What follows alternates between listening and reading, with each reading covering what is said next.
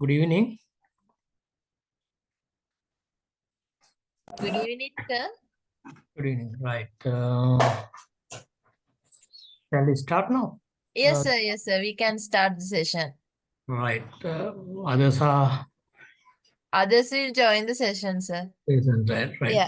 Thank you. Okay. Thank you. Right. Okay.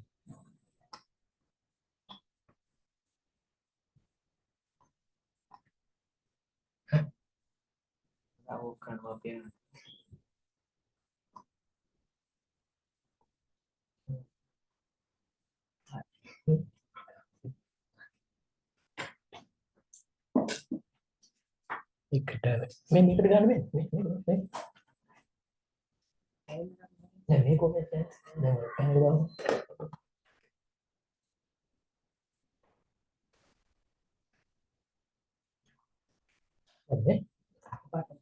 Thank you.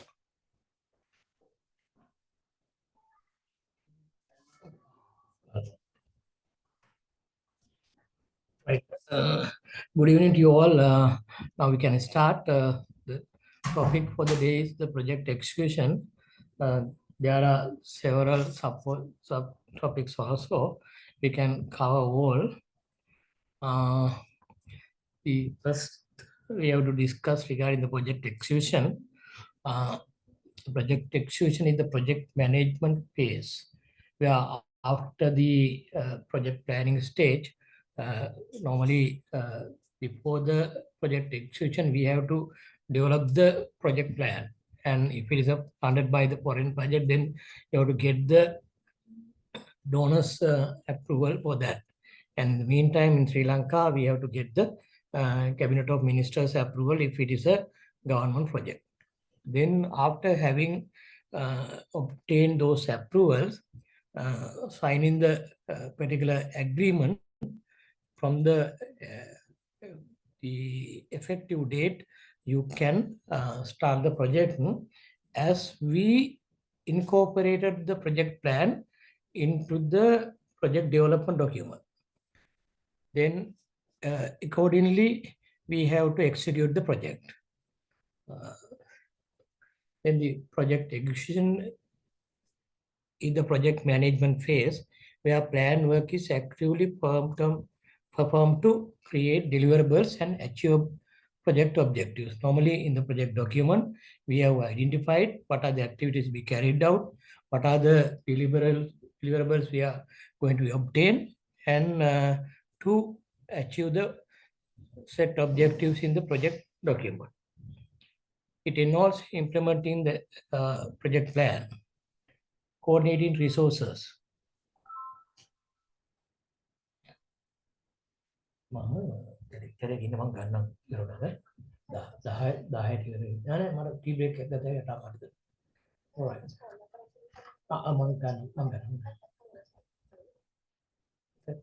Sorry. It involves implementing the project plan, coordinating the resources, managing cost and quality, and tracking progress to ensure the project stays on schedule and within the budget. Then at the time of execution, we have to make sure the resources are coordinated, we manage the cost and the quality, and also we have to track the progresses to ensure that we are in the project as we plan, or if it is deviated from that, we have to make sure get into the schedule as we plan. Effective communication with stakeholders, proactive issue resolution, and flexibility to adapt the challenges are crucial for successful execution.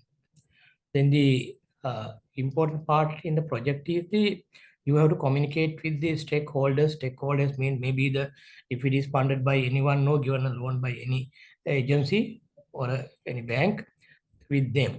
And thereafter, there are so many contractors. Then if it is a government, then the government ministries and other agencies. Then the beneficiaries there are. Then we have to communicate with them all.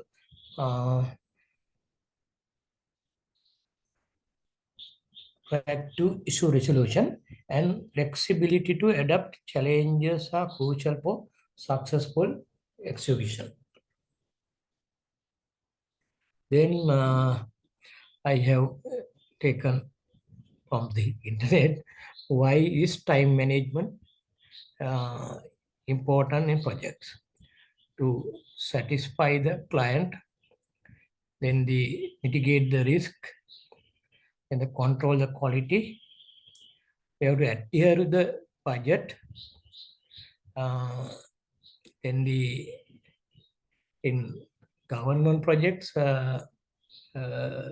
have to adjust in two ways. Normally, say, assume that we are funded by or given a loan by any commercial bank, international. Then we have signed an agreement with them, say $100 million. Say, assume that we are funded by the World Bank, ADB like that. Then likewise, say 100 million or 150 million. Then annually budget provision should be given to implement the project through our national budget. Assume that the near future, the president is going to be discuss and present the national budget for the 2026. Then there are, say, assume that under that particular 100 million, say 26, we are going to spend only $15 million or say $20 million. Right, $20 million is then it has to be multiplied by 300. Say, assume that that particular amount 600 million maybe, no? Right, then that particular amount has to be provided in the government budget estimate. Without that, we cannot spend money. Therefore, not only within the approved project estimate or the credit or the loan with the donor or any other banker.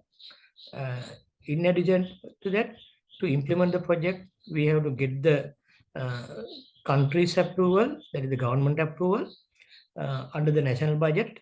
We are going to provide for this year 600 million rupees. Right, then that particular amount to be spent so that we have to keep our expenditure in that limit. If required, we can increase. Right, but anyway, for the time being, we have to adhere to the budget locally provided, that is under the government, as well as the provided loan or the project amount, project cost as well. In the resource optimization, we have to optimize the resources, whatever the money we are going to use, and meeting the deadlines. Say any project, there should be a project means there are time duration. No, you cannot go a project for a longer period. No, maybe 5-6 years maximum.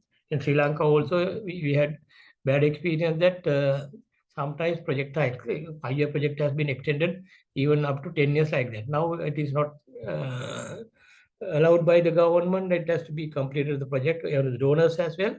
5 years project, maximum 6 years only. Normally they are not. They are reluctant to give the extension, so that within that particular period we have to meet the deadline. So that's why we have to plan the project and implement the project with the time frame. Then the managing project duration, that is one of our sub-objects. The managing project duration involves the systematic process of project time management, which includes planning, defining tasks, estimating their durations, creating realistic schedules with dependencies, and closely monitoring progress to keep the project on track and ensure it meets its final deadline. The managing project duration involves the systematic process of project time management, definitely, which includes planning, defining tasks, what are the tasks to be implemented, estimating their duration. We have to estimate whether 1 year project, sub-project like that, creating realistic schedule with dependencies. Then we have to identify what are the activities to be carried out, the scheduled activities, and closely monitoring progress to keep the project on track. And we have to have the progress review meeting. Normally in the government projects that there are several agencies are monitoring the progress in the department level, then the ministry level, and the treasury level. Finally, the donors fund, if it is a bank like World Bank or ADB, they are not commercial lenders, no? They are lenders, but they are multilateral agencies. They also our development partners, not only the lenders. Therefore, they also closely monitor the progress, and they also participate in the progress review meeting, and they help us align the project if it is getting delayed to resolve the issues like that. Then the key strategies for success include breaking down large projects into a smaller task, uh, prioritize critical activities, assigning responsibilities, communicating effectively, and using tools for tracking control. These strategies for the success include breaking down large project activities into smaller tasks for the better implementation, and better coordination, and sound monitoring and implementation as well. Prioritizing critical activities, we have to identify what are the priorities to be done. Say if it is in a health project, what are the activities we carried out to address first what are the areas what are the areas to be addressed. Say maybe in the health sector, there are immediately attending tasks are there, so that we have to identify those. Like say recently 2023 we had COVID-19. Then in that situation, we even transferring the project to that particular uh, areas, COVID. Initially, that project activities were not there, but reassign, arrange the project for that purposes. Then we have to give the priority for that particular area. Then they assigning the responsibilities to every officer for the particular components and implementing agencies, and some sub-activities like that. Communicating effectively with them, we have to have a better communication. If there are poor communication, they may be badly affected the project as well. In the using tools for tracking and control, we can use the softwares for that as well. Then the key steps in managing project duration. Plan the project, create comprehensive project plan that outlines all project activities, deliverables, and objectives. Define tasks and deliverables. Break down the project into specific manageable tasks and define clear deliverables for each. We have to we can identify subsets, as well as for that also we have to identify the deliverable. Otherwise, you cannot achieve the ultimate target if you can identify the deliverables. Maybe you are spending without any achievement of to showing the deliverables. Maybe spending may be there. To avoid that, we have to identify always the deliverable. Estimate durations, determine the realistic time needed to complete each individual task. In our country, there are so many approvals to be taken. No? Then it is difficult for us to get the project implement in time. There may be several approvals to be taken. In earlier, actually for the road projects, we had it was dragging. Reason is you have to you have to acquire the land, and you have to address the issues of social issues. Say maybe you have to relocate the uh, places where the people are living, and you have to arrange the other social needs. Therefore, sometimes without having funds, you can't do that. No, to address that issues, now the donors provide the funds for the acquiring funds and issue that type of resource also. Then that's why some projects are moving quickly. When you heard in this particular this session, why then you may have issue that why then Mirigama to Kadavata is not uh, been implemented. That is a separate issue, no? But anyway, the normally not like earlier, the that particular issues are addressed at the outset. Map dependencies identify which task must be completed before others can begin to understand logical sequences. You can understand that to go to the B, you have to pass the A. Like that, you have to complete the A to go to the next level. That is one dependencies. No? And the create a timeline and schedule. Develop a project timeline with assign start and end dates for tasks and set clear milestone for track progress. Assign resources, allocate the right people and resources to the right task at the right time.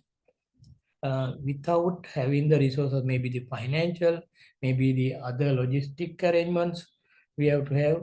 Without that, you cannot implement the project.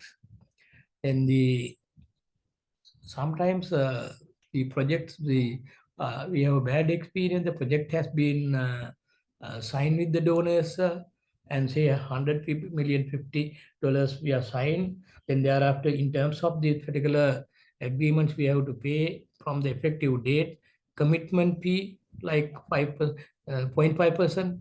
Then if the government is not ready to implement the project, having recruited the people, the qualified people to implement that particular project and not establish the project officers, all these things, and then what will happen? What it is happening actually?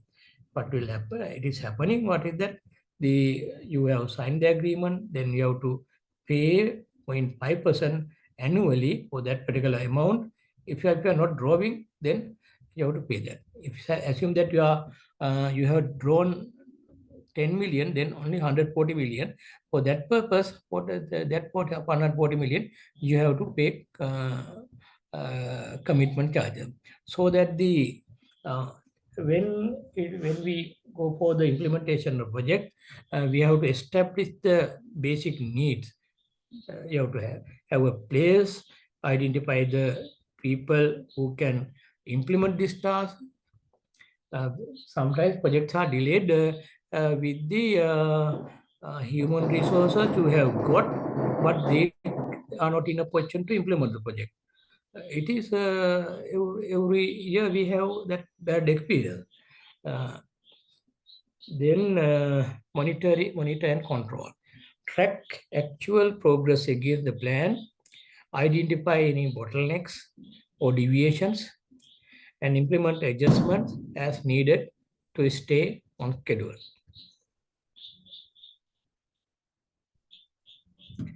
The work breakdown structure, deconstruct complex project into smaller, more manageable work packages to make the project less overwhelming. We have to divide into the say components, then subcomponents, then you can say identify critical implementing agencies. Assume that we are going to uh, do the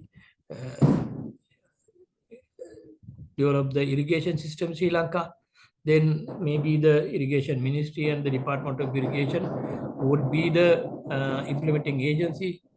Then you can identify what are the major tanks to be rehabilitated, what are the middle level tags going to be implemented, renovated or rehabilitated. Uh, then you can identify the major irrigation would be handled by the Department of Irrigation. The minor level irrigation would be handled by the Department of Agrarian Development. Like that, you can identify the implementing agencies as well, having identify the particular activities breaking into the that is the actively implemented level. So that the prioritization identify and prioritize the critical tasks that are essential for the projects on the time completion. Prioritization identify the prioritized critical tasks that are essential for the projects on time completion. Effective communication, maintain clear and consistent communication with the team members and stakeholders to prevent misunderstanding and ensure everyone is informed. There are some issues coming in when we implemented the project. Some people maybe not uh, had not communicated well. Then their support is not given. So that the firstly we have to identify what are the relevant agencies, and also maybe sometimes maybe they are not implementing agencies, but you have to get the support of that particular area. Say if you are going to implement a project in the rural area, definitely the division secretaries would not be an implementing agency, but always his support is needed. Therefore, the coordination committee, he should be there. Likewise, the government agency involvement, it should be there. Otherwise, when we are going to implement, there are so many hazards coming in. Therefore, to have the particular team, you have to, in addition to the implementing agencies, you need to have the others involvement as well. Maybe they should be work in a committees like steering committees like that.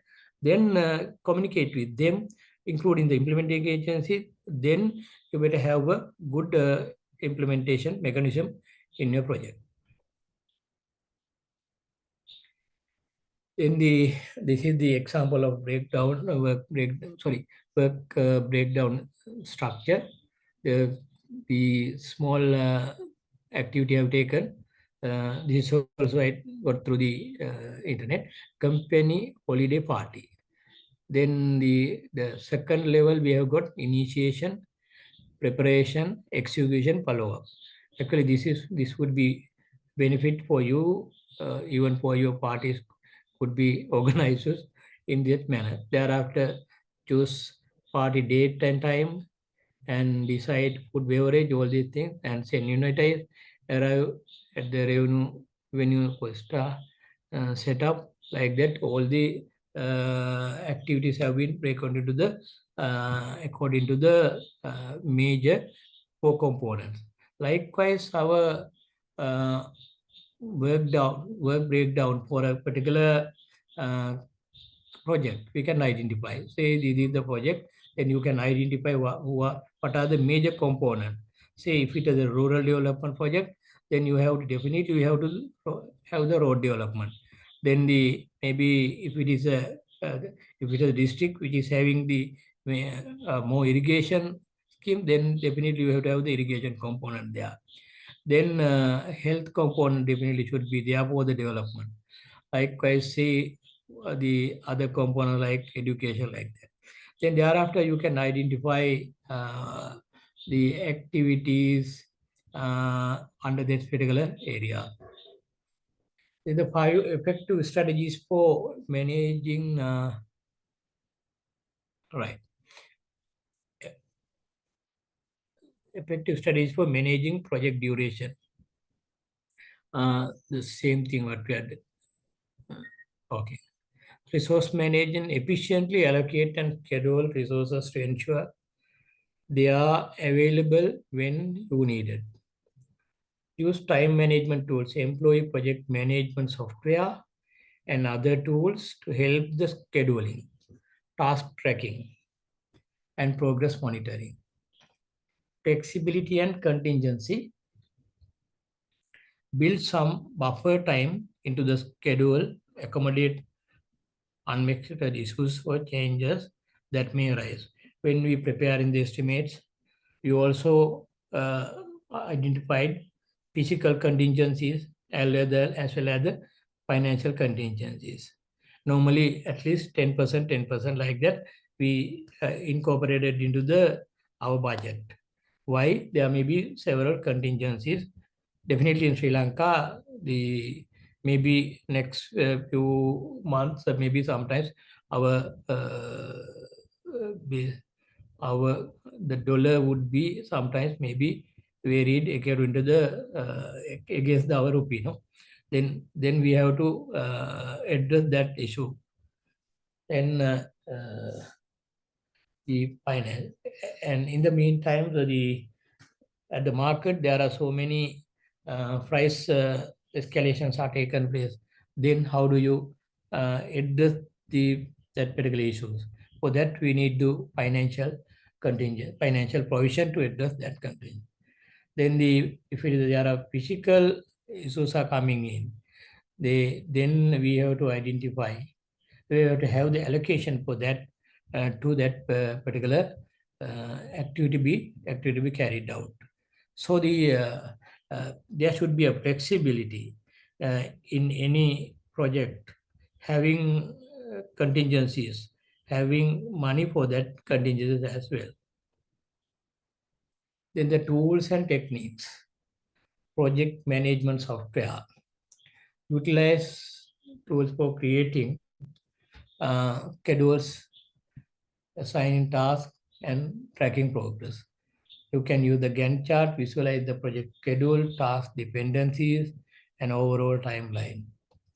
In the critical path method, identify the longest sequence of activities which determines the minimum duration of the project. Since there are a lot of activities, then maybe some activities could be start later, and some activities can be simultaneously doing. Then studying all these things, we can identify what is the best path to be completed that particular project, having studied all the activities, time taken and time taken to finish and to be start. So that is the critical path we are preparing. No? Then the team communication, maintain open lines of communication with the team to ensure everyone is aligned and informed. Why it matters? The effective project duration management is essential for meeting deadlines. As at the outset, I mentioned that project is a time bound, not like department activities or the ministry activities or any other organization activity. Then there's this time bound. The provision has been made as for a 5-year period or 1-year period or like that. And we have identified deliverables to be achieved. Then therefore we have to meet in the deadlines. Then keeping the project within the budget. Then the project is there, so then we have to ensure that we have to be within the budget. In the meantime, if there are contingencies are there, then we can accommodate that within the contingencies. Then the efficiently allocating resources. If you are not properly managed that, maybe the allocated resources are not efficiently used. Maybe we have good experience in this year. The money has been allocated. Most of the project has not been started, though maybe so many projects are delayed. Then you may have thinking that why so many things are happening. Maybe public officers are getting salaries, maybe they are getting other benefits, maybe the the politicians, those who are handling the government, they also benefit, but the projects are not moving. Then we have to hide what may be the reason. There maybe officers has to get blame. Sometimes maybe you can blame officers may can blame to the politician or anyhow that the most of the projects are not implemented as we planned, as the donors plan, as lenders plan. Efficiently allocating resources is in a weak situation in our country, not these days, even previous years also. We have experienced that sometimes projects are closed, sometimes some activities are not being completed, and but project has maybe closed. These things are there. Building stakeholder trust and confidence. Then if you are not manage the project properly, then the stakeholders, especially those who given the money, are not happy whether we need to give money again to this particular country as well as the particular sector is a problem. And also the people are suffering. There may be projects have been, there are projects, maybe health sector, maybe education, but the people are suffering, money is lying idle, then that's what the to build the stakeholders' confidence, you have to implement the project within the project duration, not extending, not giving any extension for the project. Achieving project goals and maintaining project momentum. To achieve the project goals, we have to have the proper management system as well as the project. To get the project momentum, you have to do the project within the given duration. Then we have mentioned in our document, there are Gantt charts. You may using this Gantt chart to get your memory.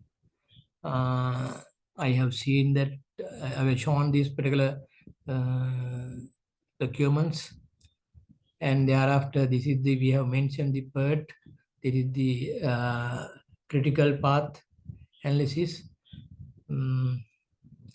Then managing project issues. A systematic issues management process is crucial for resolving project problems effectively. Then the second subtopic is managing project issues. Systematic issues management process is crucial for resolving project problems effectively and minimizing negative impacts on a project timeline, budget, and scope. Unlike risk management, which focuses on potential problems, issue management addresses actual problems that have already occurred. Risk management is we are planning, there may be when we're doing projects, there are so many risks we have to face. Then what are the risks? Definitely there may be cost will goes up. Then sometimes natural disaster will be we have to face. Then maybe the project scope creep. That means sometimes in the government it happened that maybe we have planned for a particular project for say the construction of a road. We have identified X to Y. Then they maybe be the government has been the political system has been changed. Then the new government came in. Then the particular politician may be asking, no, we have to extend this particular road to the from then A to B constructed previously our plan. Now he wanted to extend from B to C. Like that it is happening. So that is called scope creep. Then as well as the other risks are the unrealistic deadlines. Maybe at the time of planning, we are give the duration we can finish this within 6 months. Maybe ultimately ended up with 18 months. And also in our country always budget overruns. That may be then we have budgeted for 100 million rupees, but ended up with 150 or even more than that. During the 2023, the COVID time, because of the shortages of material as well as the labor, then we had to pay maybe more than 2 times, right? If it is planned for 100, sometimes it was closer to even 200. Those things are there. There is a natural things. Then those are the issues we have to face. The risk management is a difficult task. And the issues management address the actual problem that have already occurred. The Then the why issue management is keep the project on track. A systematic approach helps to keep the project objectives on track by addressing the problems that could derail the project. Maintain stakeholder confidence. To effective issue resolution demonstrate competence and can prevent issues from damaging stakeholder expectations. If we resolve the issues, then we can finish the project as expected. For that, we have to make a good effort. Promote team collaboration, a collaborative environment, and a defined process for handling issues. Foster teamwork is my mutual respect. In our organization, we can identify that most of the time the team are divided. Maybe the leaders inefficiency or leader is not in a good mood, so that the others are not helping him. It is happening. Collaborative environment and defined process for handling issues, foster teamwork, mutual respect. For that, the project director, the project leader has to have the capacity of collaborating the teams to achieve the targets or go for the achieving deliverables. Provide lessons learned. Documenting and reviewing issues helps identify partners and improve strategies for future projects.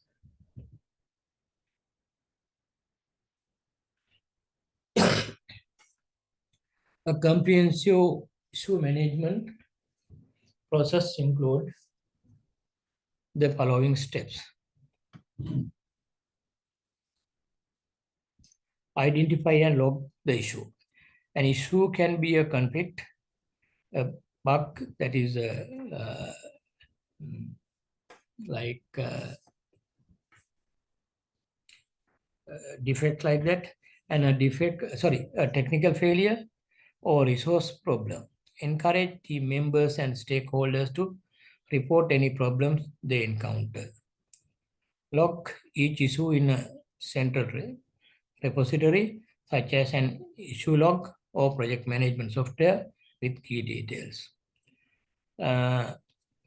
Practically, most of the project directors, they're having meetings with the implementers and the officers and identifying so many issues. What are the issues they are going to be faced? Then how can we resolve those things? Basically, monthly progressive meetings are there. If they're required, then you can have the review meetings fortnightly as well. Then, as per the management software, with the details we have to include, we can identify a unique ID number a clear description of the problem, who reported the issue and when. Then they assess and analyze the issue. Once the issue is identified, analyze its potential impact on the project objectives, such as its effect on the schedule, budget, or quality.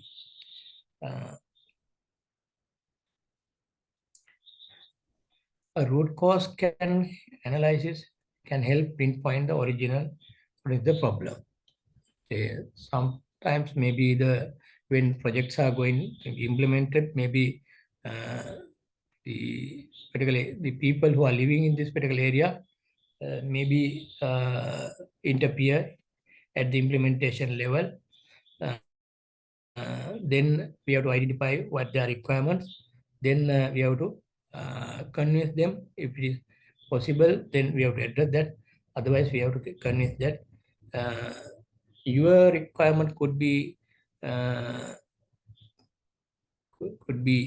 addressed in a next level law like that, or if possible, then we have to address. Normally, it is difficult when we establish when we do in the donor funded projects because of most changes cannot be done. The priority is the issue. Not all issues are equally urgent.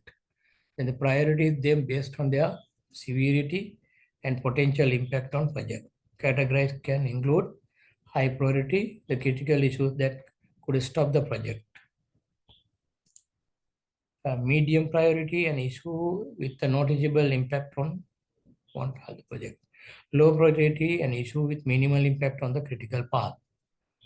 Then identifying the issues, then we have to address the high priority likewise. In the plan, the resource responses, develop a clear action plan for the resolving the issue. This involves assigning the responsibility to an issue owner, defining the specific actions needed, setting the target resolution date, determine any necessary resource budget allocation. To address the issues, we have to develop a clear action plan, having identified who should address this particular risk.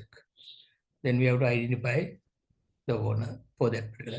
Then the defining the specific action needed, what are the action to be taken. And the setting targets outdate, then in that particular case, we have to identify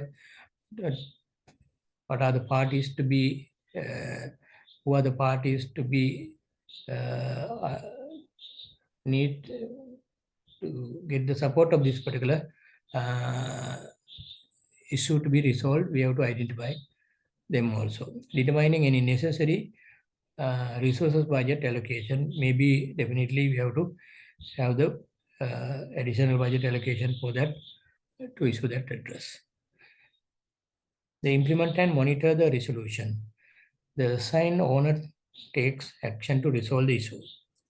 The project manager must continuously monitor progress to ensure the issue is being addressed effectively and on time. Adjust the plan as needed.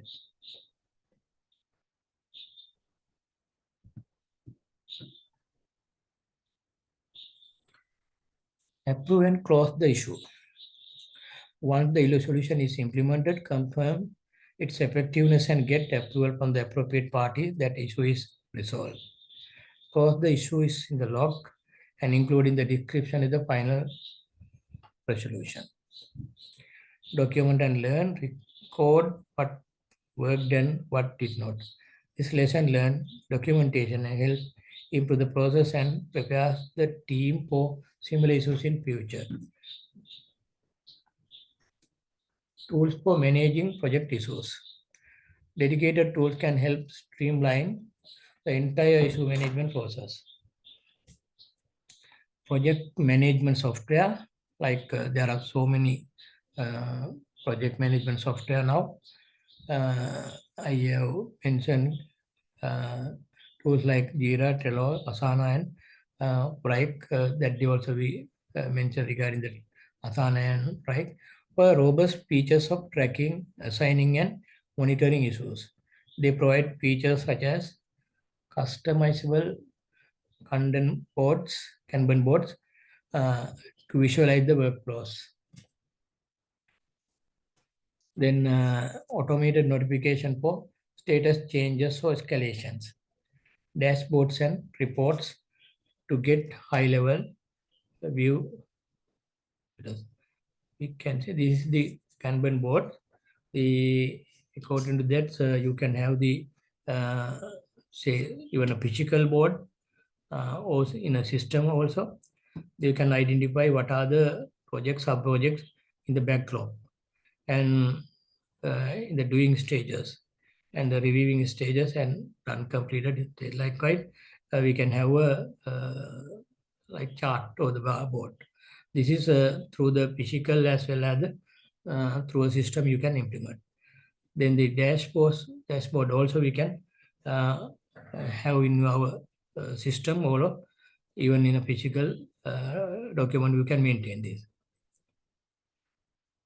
Then issue log registers, a simple document such as spreadsheet can serve as an issue log.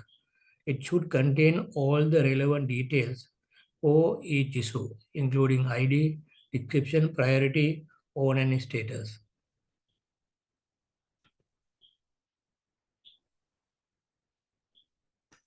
Tools for managing project issues.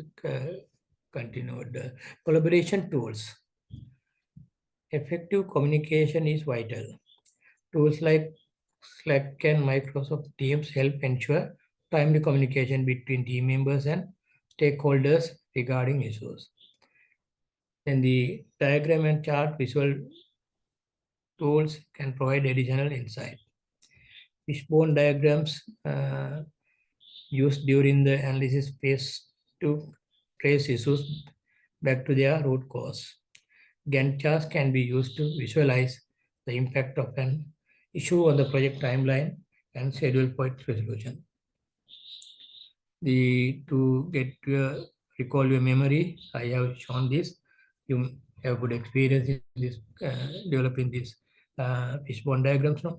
Then those are the courses. Those are the areas, marketing support, and the infrastructure.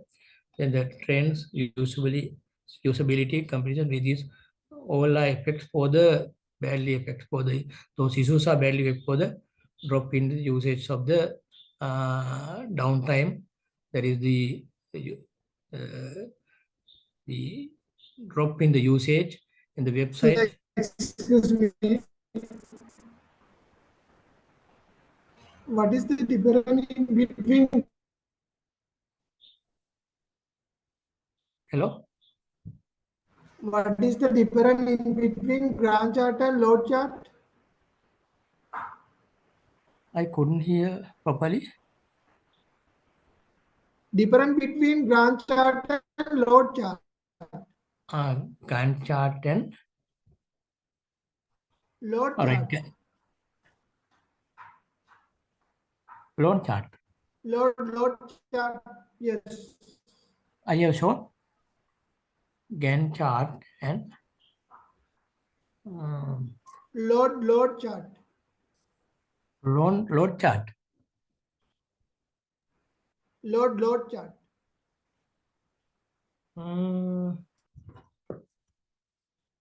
Gantt chart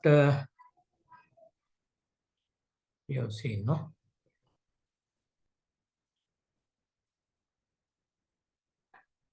Right, Gantt chart is to identify we are breaking down the activities and thereafter we are showing the duration and right. And the other I couldn't hear what is the word. Can you spell the words? Yes. Load chart. Loading. Loading. Yes. LOAD. Load chart, no? Yes. I think Mudita is asking about the cost loading and resource loading, this kind of chart. Am I right, Mudita? Yes. All right. Not related to this, no? That particular,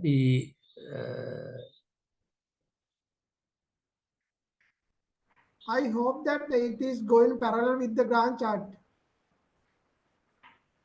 one second.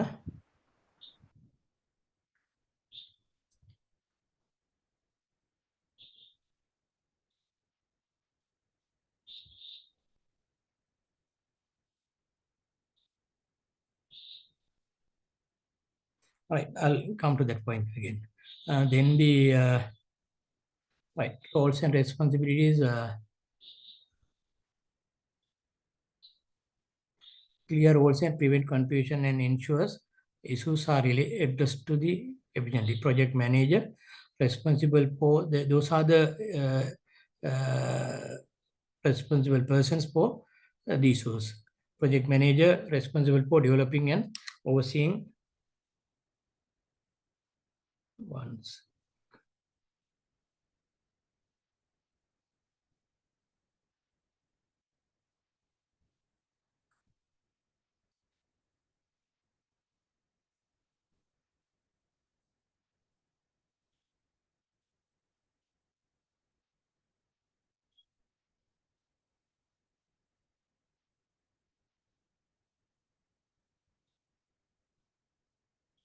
Different meanings are coming in. Actually, I'm checking through the internet load charts. Different definitions are given.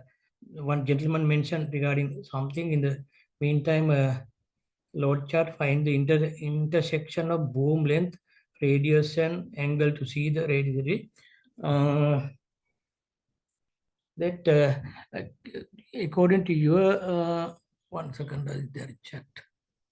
One second, please. Actually, that part is describing about the building load calculation, sir. But Yeah, he is asking the resource load, cost and manpower load. Right, maybe. Yes. Not related to this particular, not closely related to this particular area, no? Yeah, manpower and cost loading is related to the Gantt chart. It's a part of the Gantt chart preparation. Right, thank you, thank you. Then the what I'm taking here is okay, thank you. And move forward. Then we can discuss later. Having gone through that, project manager responsible for the developing and overseeing the issue management process, assigning owners, tracking progress, and ensuring communication. Issue owner, the specific individual responsible for the particular issue, they are tasked with planning, implementing, and monitoring resolving. The project sponsor, like say if it is the owner, then they are the sponsors, senior leader who provide the guidance and resources. They serve as the escalation point for major issues. There are issues sometimes. Those things has to be addressed by the particular donor agency's team leader. Then he would be the escalation point, the ultimate resolution to be given by that particular person. Then the project sponsor, senior leader, project team members responsible for reporting issues they encounter and collaborating on solutions. Stakeholders provide input and are kept informed about issue status, particularly on high impact items. Then so far we discussed two topics. The one is the areas we discussed. Line 1, managing project duration. Secondly, we discussed project issues. Now we are coming to the third topic, managing project teams. How we are going to manage teams. Establish clear goals and roles. Define project goals, scope, and the specific responsibility for each team member to ensure everyone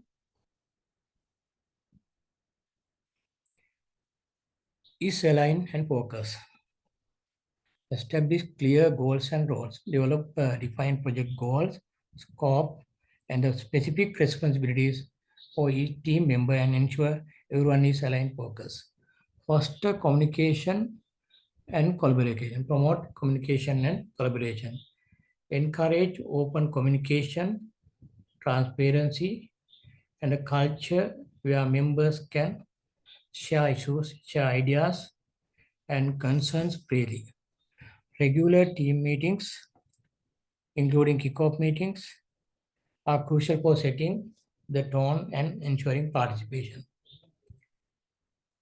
The user team charter.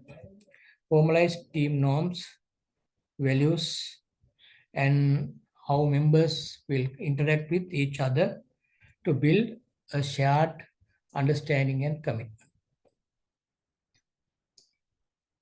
Then the support and develop the team. Provide leadership, guidance, and support to team members and consider their professional development. Recognize and reward good performance to motivate team. Understand team development. Be aware of the different stages of team development, forming, storming, norming, performing, and guide the team through. In the 5 stages in the team development. To manage the team, we have to develop the team to have a good management in the project. So the psychologist Bruce Druckmann model provides a well-known framework for understanding how a project team evolves over a life cycle. The first stage is the forming. The team is assembled and members are introduced to each other and the project objectives. In this stage, members are open, polite, and enthusiastic, but may also feel too anxious about their roles. At the first stage, they have some anxious what going to be done. In the second stage, storming, team members assert their personalities. They think what I have to do, what my position is, and their ideas. Conflict and competition can arise. The disagreements over goals and procedures may cause frustration and temporary drop performance. In the second stages, now they to some extent get familiar that everyone is individuals are worried about their position. Therefore, they may have confusing stage in the second stage. Then the norming. The team involves its conflicts and begins to work more cohesively. There may be some conflicts. Now they know each other. Now they are going to work closely and cohesively. Members clarify their roles and agree on a common process and establish a sense of unity. Performing, the team is now mature, organized, and functioning at peak efficiency. There is a high degree of trust and autonomy, and members are focused on solving problems and meeting project goals. Adjourning the project is completed and team is disbanded. The team reviews its successes, documents lessons learned, and prepares to move on new project. There are 5 stages: forming, storming, norming, performing, and adjourning. Right. The same thing at the forming stage occurs when team members first come together as a team. During this stage, team members discover teamwork is more difficult than they expected, and they may have some confusion. The norming stage begins as the team moves beyond the storming stage and begins to function as a team, identifying each other's role, and now they are getting each other's knowing And thereafter the performing when a team research the performance stage, it is functioning as a high performance team. Again, breaking up the team when the required task is complete. The key strategies for effective team management. Effective team management relies on a strategic approach, a supportive culture, and the right tools. Before project execution, we have to identify what are the goals. We have to define that. Goal setting framework like SMART, specific, measurable, achievable, relevant, and time bound. When we set in the goals, those should be specific, those could be measured, and also those targets would be achievable, and also it is relevant, and also there is a time to be achieved. Then create a strategic plan, develop a comprehensive plan that outlines the key tasks, milestones, and dependencies. Tools like work breakdown structure can visually organize the project scope and prevent scope creep, where project requirements grow uncontrollably. Assemble the right team. Select members based on their skills and expertise, including soft skills like adaptability and communication. Diverse team with complementary strength can drive innovation and creativity. Those are within, again, before the project execution. Clarity, roles, and responsibilities. User RACI, that is responsible, accountable, consulted, and informed chart to define and document who is responsible for each. This is the work breakdown structure, what we have discussed, mentioned there. We are dividing into the main component: initiation, planning, execution, result. Thereafter, under that particular activity, we have identified the other related activities. Then during the project execution, communicate effectively, establish a communication plan that defines who needs what information, when and how. Use a mix of interactive meetings, push, email, and full communication method. Manage workloads. During the project execution, we have to manage the heavy workloads. Then we have to manage those. Then they use project management software to monitor workloads and balance tasks fairly among team members to prevent burnout and ensure deadlines are met.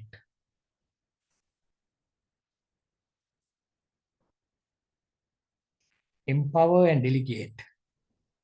Trust your team members by delegating tasks based on their strength.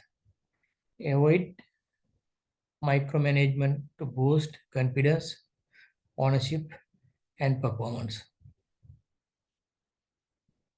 Handle conflict proactively. Address team conflict by focusing on behaviors rather than personalities.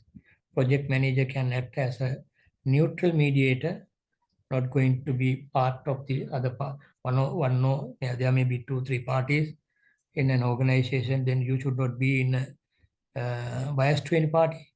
Then it will be difficult for us to handle that. So that we have to be neutral, not the project manager, any leader should be neutral. No? The mediator to guide the parties toward collaborative solution. In the point feedback and recognition. Offer regular constructive feedback in private and public recognition for good work, boost team morale.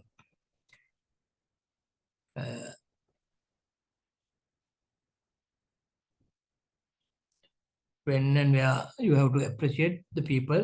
It should be private as well as the provide in public. Then it's good for them. Then they will support us. Promote collaboration and team building.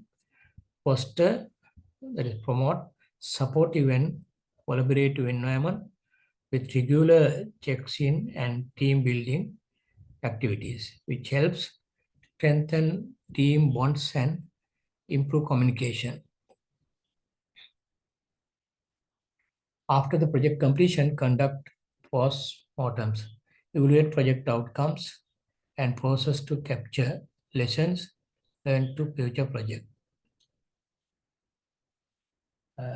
For these people, we have to normally in a project, there are evaluation is done during the project time as well as after that. We have to evaluate the project whether we have achieve the result. For that purpose, normally nowadays we are getting the third parties involvement as evaluation in a loan project, that it is a part and parcel of the particular project. Then you have to evaluate through a third party whether the project has been done or completed according to the expected targets within the time frame and the budget, and whether the stakeholders are happy, especially the beneficiaries, whether they have issued all the things. For that purpose, we have to have a sound evaluation system. Then the create, celebrate success, acknowledge the team's hard work and celebrate milestone and successes. Managing interrelations, establish clear contract, use a request for proposal to clearly outline project needs. Deliverables, budget and expectation for external contract. Establish clear contract, use a request for proposals to clearly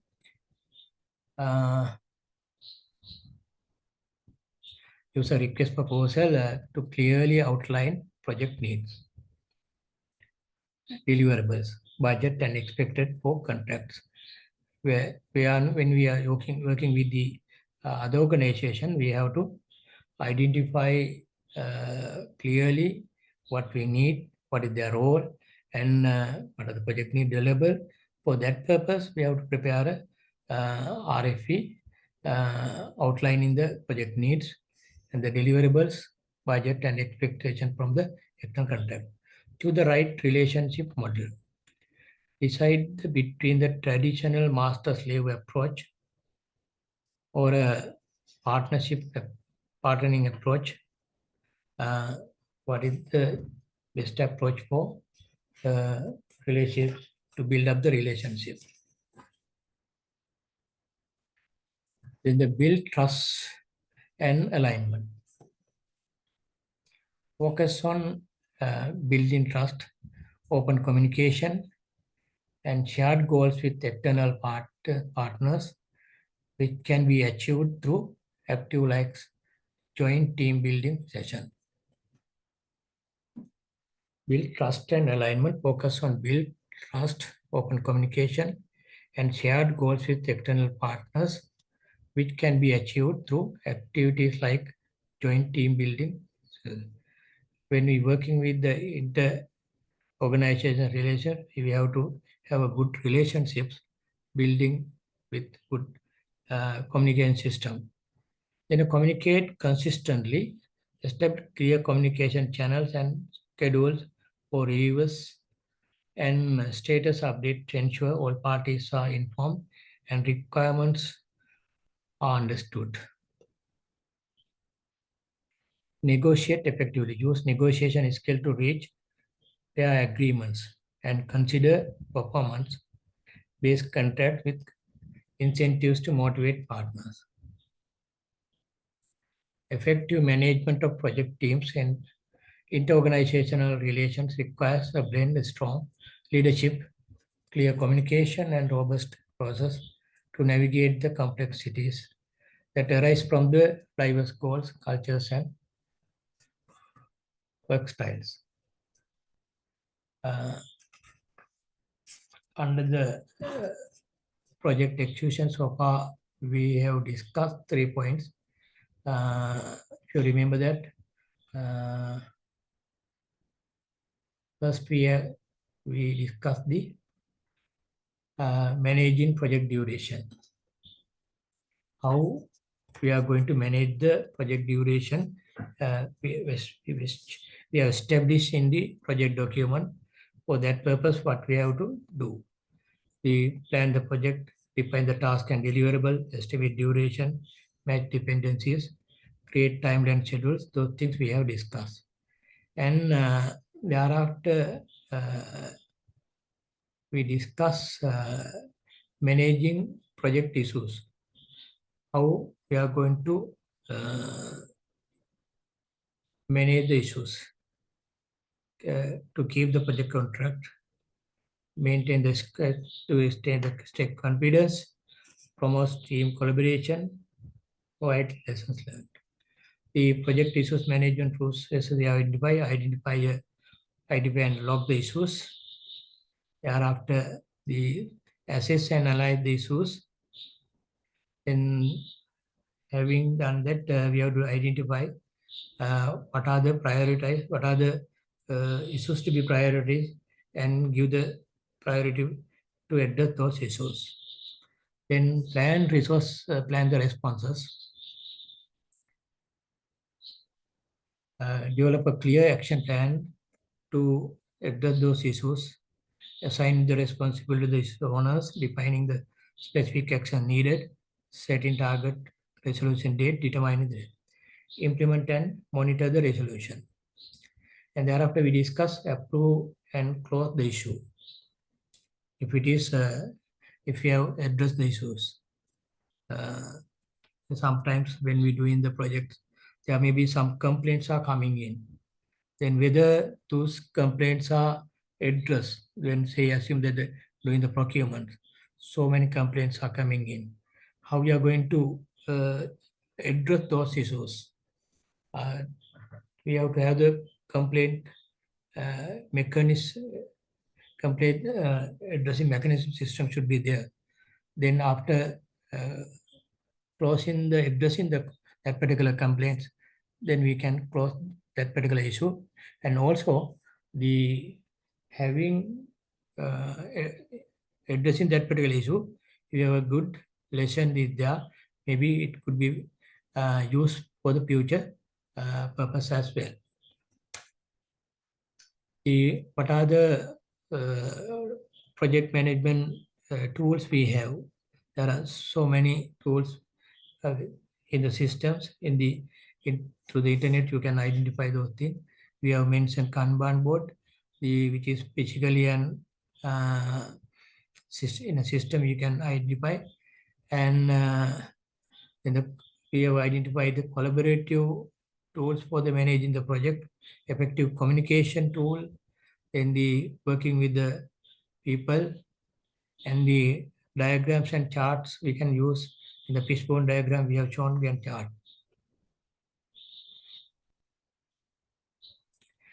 Then we have identified the role responsibilities of the project management issues. What should be the role of the project manager and the issue owner? So how is going to address that particular issue as the issue owner? Then what is the role of the sponsor, the lender, whether it has to be addressed by that particular party. Sometimes they have faced when in Sri Lanka there are a lot of procurement issues are coming in at the implementation of the project. Then when complaints coming in, sometimes we have to address that issue. We have appointed 2 additional members to that particular issue by the government, and but the international parties who participate in this particular but not happy, then the project sponsor also taking that particular case by them, and they also reviewed the documents and found that the decision made by the committees of the government is correct. Accordingly, the final decision has been given with the concurrence that the, not maybe the concurrence, but the awareness, with the awareness, with the knowledge of them. So that type of issues are there to be addressed, even go to the top level. The project team members responsible for reporting the issues they encounter, their collaborating and stakeholders also. Then thereafter, number 3, we discuss the project teams managing and inter-organizational relations. Then we discuss drive the project success, boost productivity, improve how we are going to collaborate, improve the collaboration, that is cooperation, reduce the obstacles. Why? That's why we need the team management is important. Then key challenges we discuss to unclear goals, ambiguous objectives lead to confusion, translation. Poor communication always would be an issue. Those things has to be addressed. Then the conflict within the team, disputes over work styles and responsibilities. Then lack of accountability. When the roles are unclear, it can result in the misleading. Managing remote teams. Then with regard to the team meetings, why team meetings are important, to build the communication, relationship building, the planning and coordination, feedback recognition, and the problem solving, and the alignment with the project targets. Then it is important for the team meetings. Then thereafter, the project teams, we discuss, establish clear goals and responsibilities, promote the communication and collaboration of the cooperation. We discuss then the user team charter, the formalize the team norms, values, and how members will interact with each other to build shared understanding and commitment. Support and develop the team. Provide leadership, guidance, and support team members. Understand team development. Under that, we discuss how Truckman model we can use for the team development, the forming stage and the storming, and we mentioned the norming and performing and adjourning. And also we have shown this, they are maybe at the forming stage, they are not familiar, then thereafter they have a struggling, they may have a issue that what is my place, what to be done. Then at the third stage, they are coming to the normal situation, they are starting work together and they are performing well and doing the project completion, and they are going out. Then we discuss the under the team management what to be done in the project before execution, and the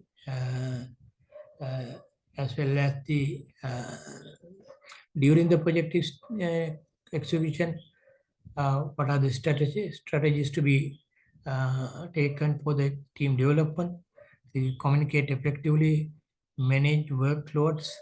During the situation, we can see there are some officers, some task leaders are to face so many workloads, sometimes others may be less, so that we have to balance that.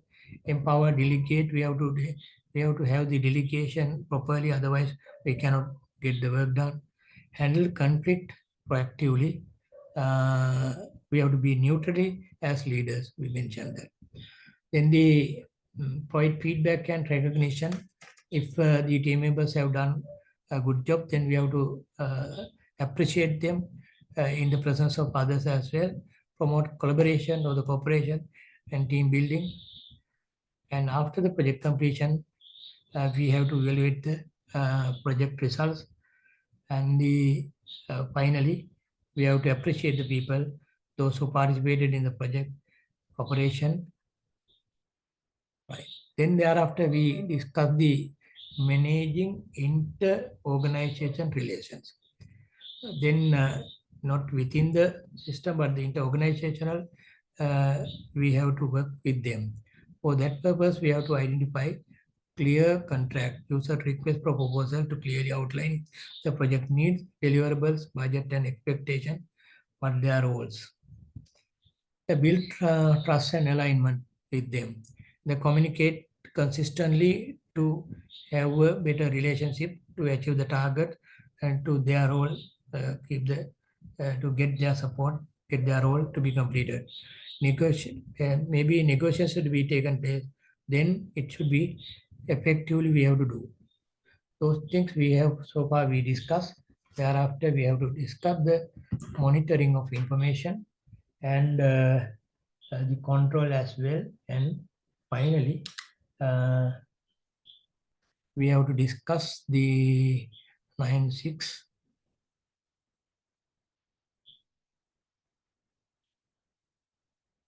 Sorry, earn value analysis. Right, now we can finish for a break, 10 minutes, so if you wish 15 minutes, then now we can start 8:40.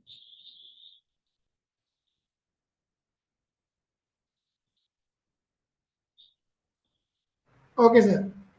Okay, thank you.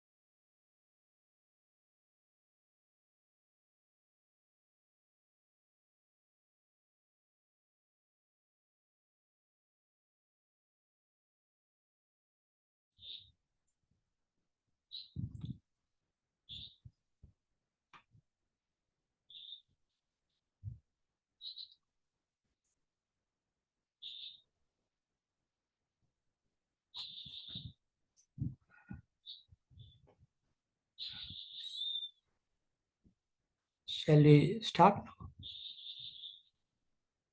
Yes, sir. All right, thank you.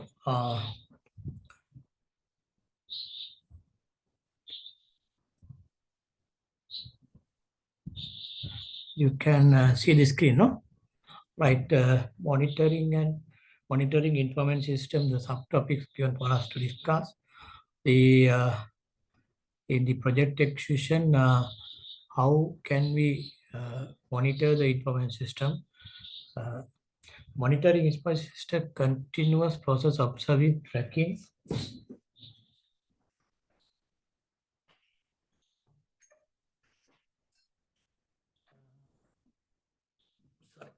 and analyzing IT infrastructure and services to ensure they are uh, running properly. The goal is to proactively identify the resolve performance issues, security threats, and other problems to guarantee the system stability and efficiency.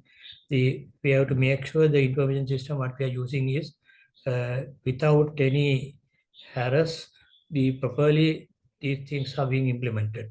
This is done through the various tools and techniques that collect data on metrics like system health, network activity, and resource usage. In the continuous observation, monitoring involves constantly watching over the system's components, including servers, application, and networks. Data collection. The process include collecting and processing quantitative data such as query counts, error rates, and processing times to understand system behavior. The performance tracking, monitoring helps establish a baseline for the system health and tracking performance over time to identify areas improvement and necessary updates. Issue detection, it allows for the early detection of problems like failures, security breaches, or performance bottlenecks for the impact users. Proactive response, by using the alerts based on the predetermined threshold, organization can take proactive action to prevent future adverse events in the system. And the tools and techniques, a variety of tools are used, including system monitoring software, intrusion detection system. Intrusion detection is the maybe the some others are, came into our system. To protect that, we have to have the detection system and networking monitoring software. The centralized management system monitoring provides a centralized way of IT teams to manage, operate, and monitor their system. Security and efficiency. It helps enhance system security and performance and improve operational efficiency by automating the data collection and report generation.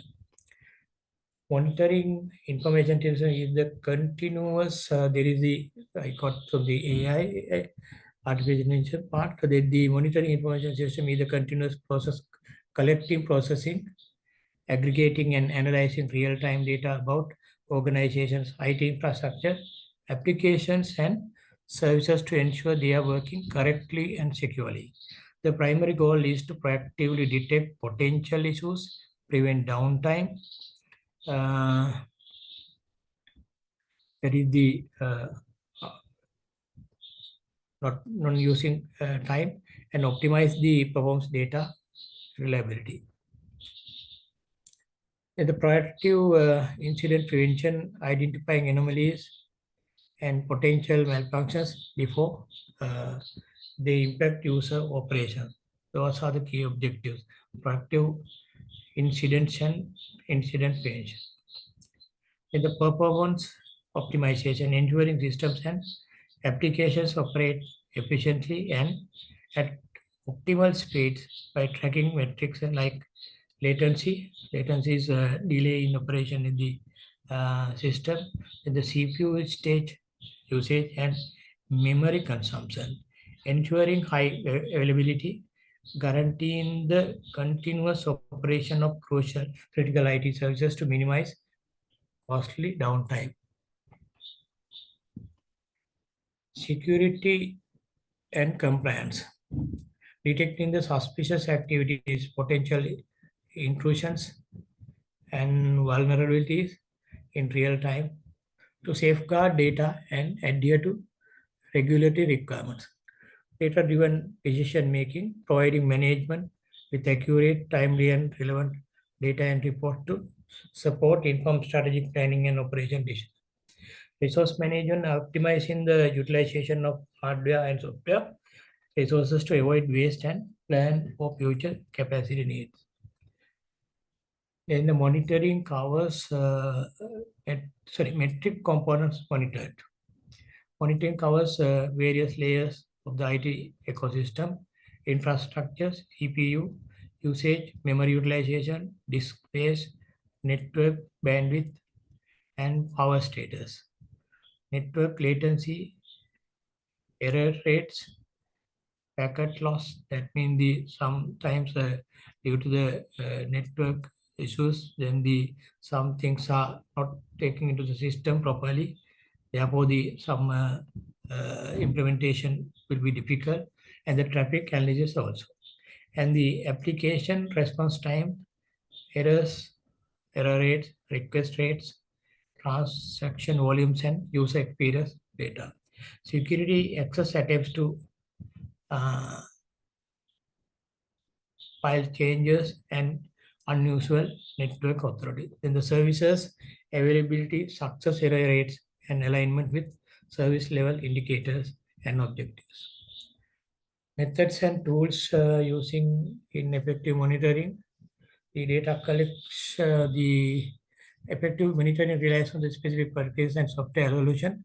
The data collection automated gathering logs, metrics, and tracers from various sources using software agents and navigate native monitoring features. Then the analysis and visualization, processing raw data into understandable insights and dashboards, graphs, and reports, spot trends and anomalies. Alerting and notification, configuring threshold that trigger automated alerts when an issue detected, ensuring prompt response from the relevant teams. Automation and AI. Modern tools increasingly use AI ML driven correlation, log analysis, and even automated responses. Here the artificial intelligence and machine learning for event correlation, log analysis, and automated responses to reduce the alert fatigue and speed for solutions. Key tools, popular tools include the SolarWinds, Nagios, and Setback. Then the next item is the project control. The project control is the process of monitoring the project progress against its plan, identifying any variances in schedule, cost or space, scope, and taking corrective actions to ensure the project meets its objectives. It involves combination of tools, processes, and skills. Manage project constraints like time, cost, scope, quality, risk, and occurs. The ultimate goal is to keep the project on track and within its defined constraint, enable project managers to make informed decisions and mitigate risk.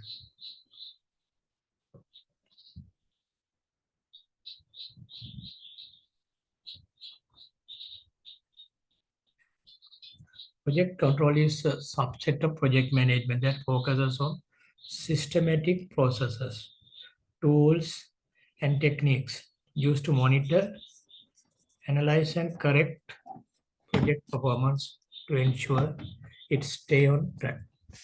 It provides project managers with data-driven insights to manage project's key constraints, including schedule, budget, and scope, and quality.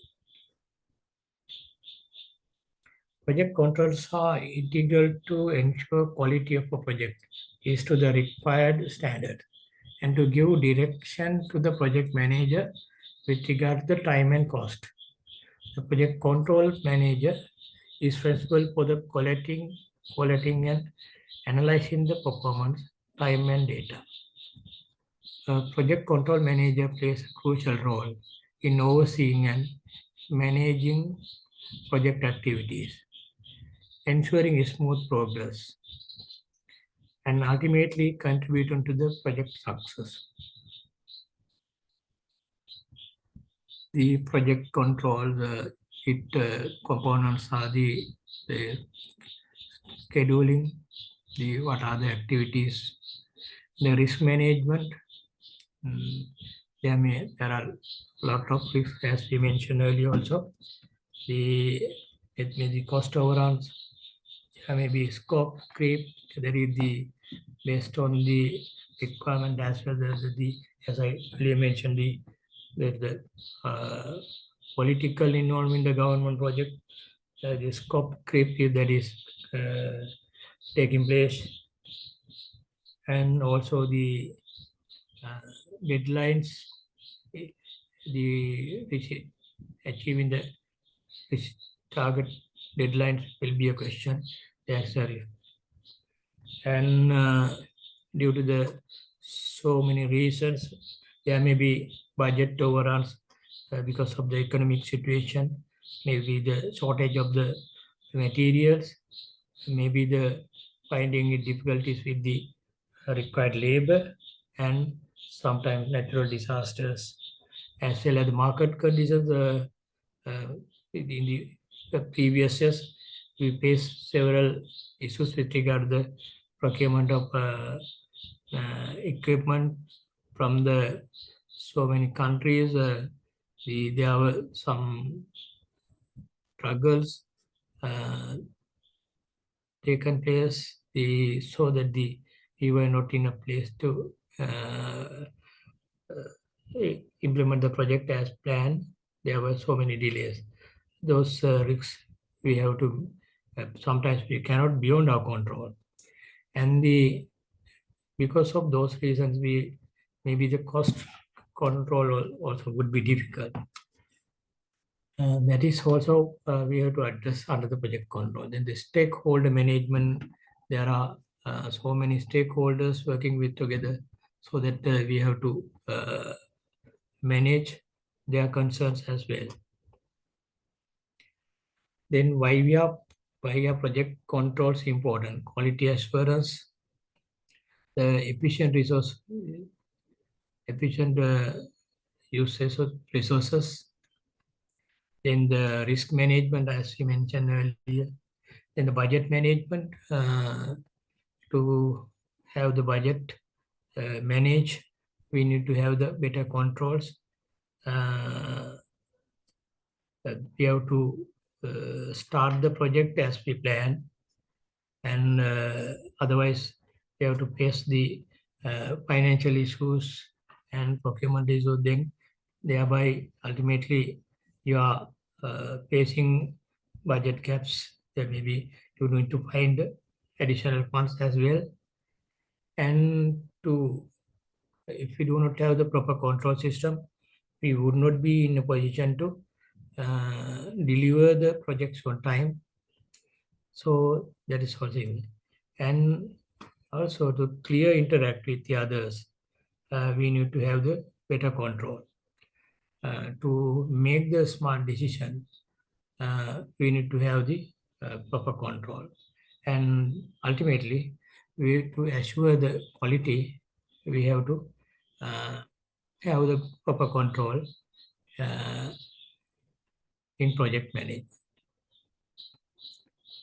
The other picture, there is risk, change, payout control. Maybe the changes with regard the scope, and maybe sometimes maybe taken place the changes based on the country situation. Maybe natural disasters will badly affect for the implementation of the project. Thereby, you have to change the scope as well as the budget as well. Then the performance, to achieve the performance, we have to have the better control and schedule to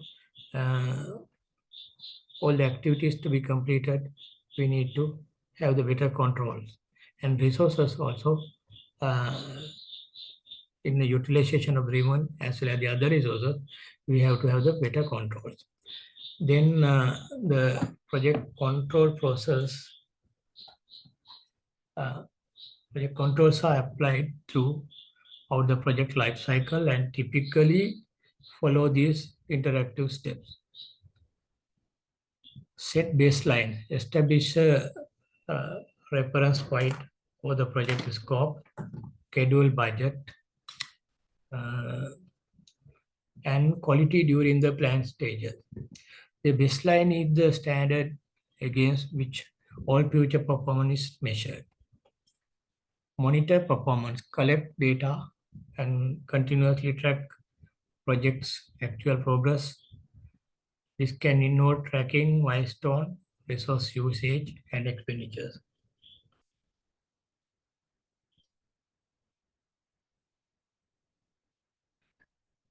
Analyze variances. Compare the project actual performance against its established baselines.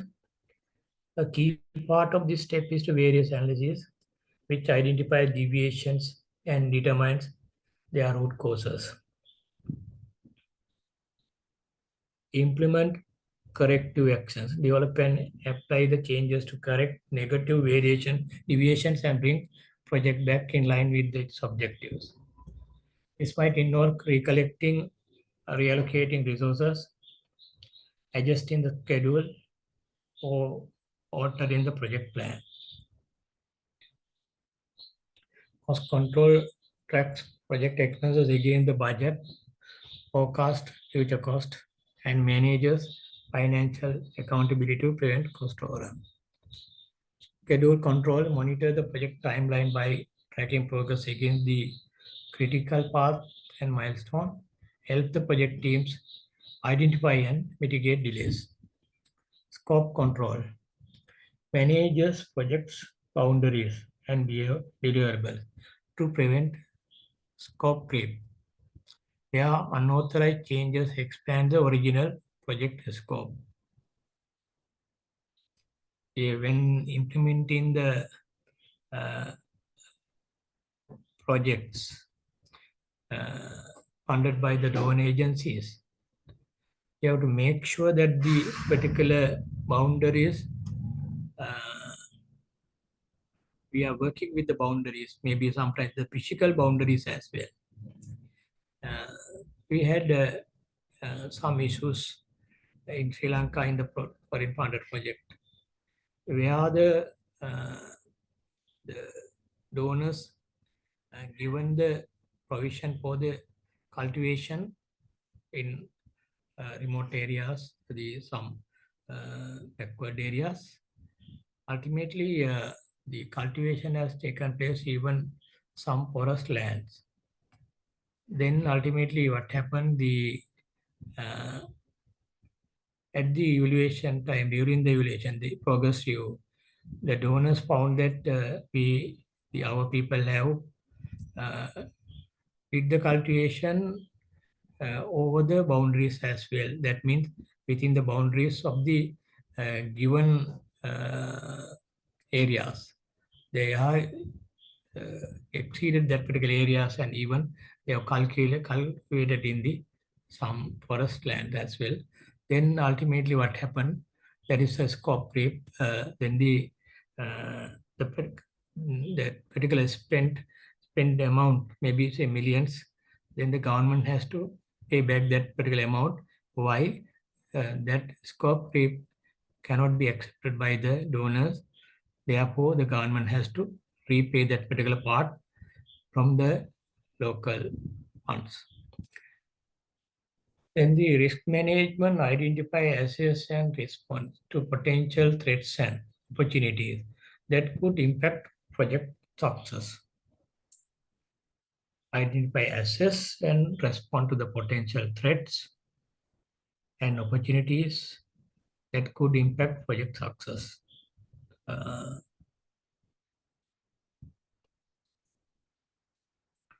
Performance management uses key performance indicators and metrics to evaluate the project's overall health and efficiency. Earned value management, we discuss later, is a common technique for this performance management. Change management provides a structured process for evaluating, approving, and documenting any modification to the project scope, schedule, or budget. Reporting and communication ensure the transparency and keep the stakeholders informed the project status, progress, and any issues.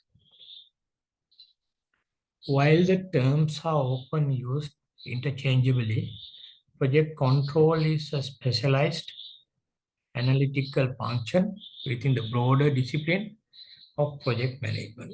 Project management, the holistic process, it covers A to Z, and the planning, executing, crossing the project to achieve the specific goal. The project manager leads the team and manages the entire project life cycle.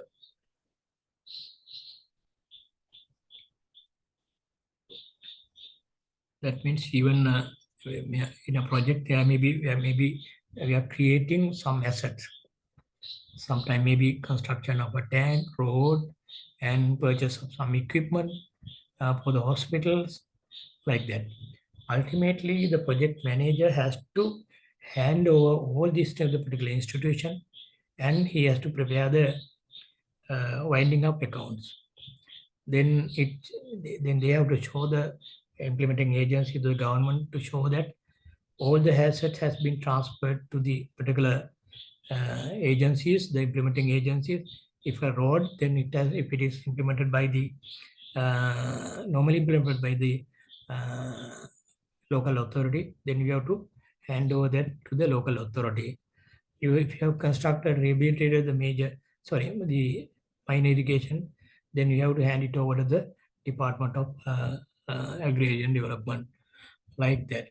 Then that means the settlement of loan is the other part. The implement of the project and handing over it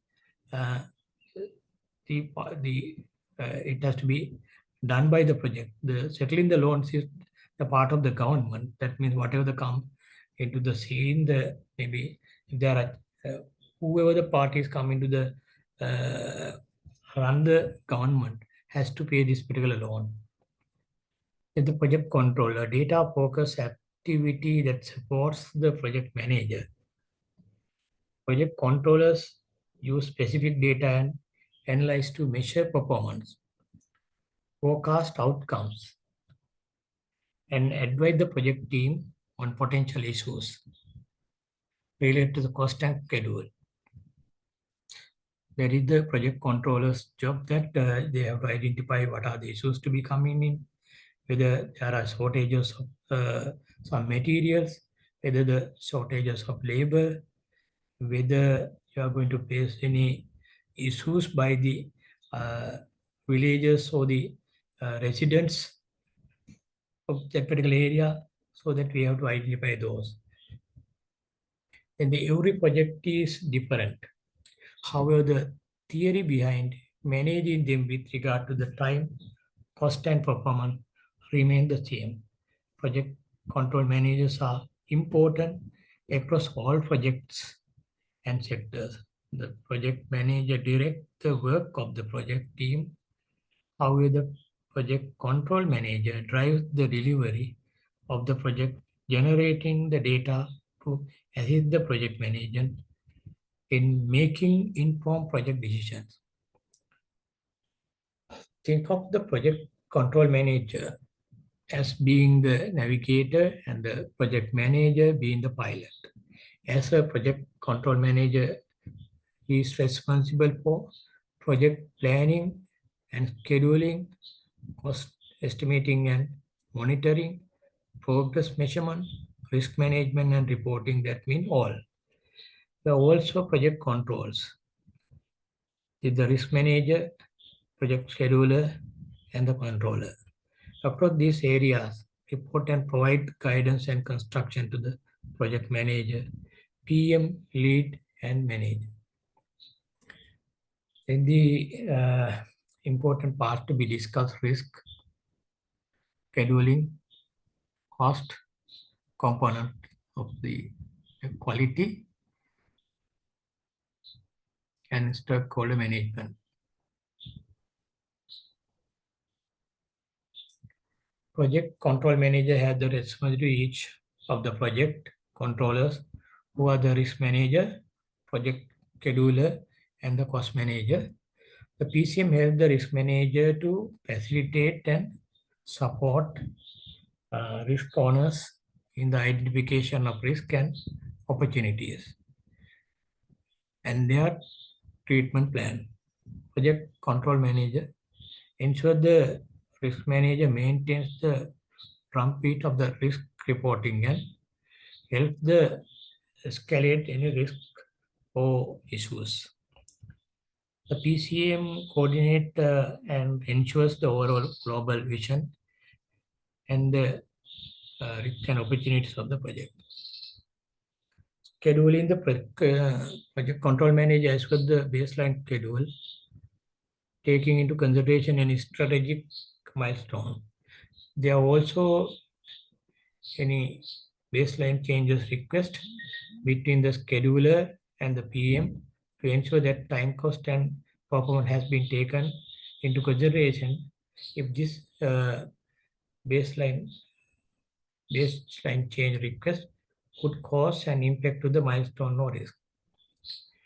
The PCM is responsible for the baseline estimate to help the shape of the schedule.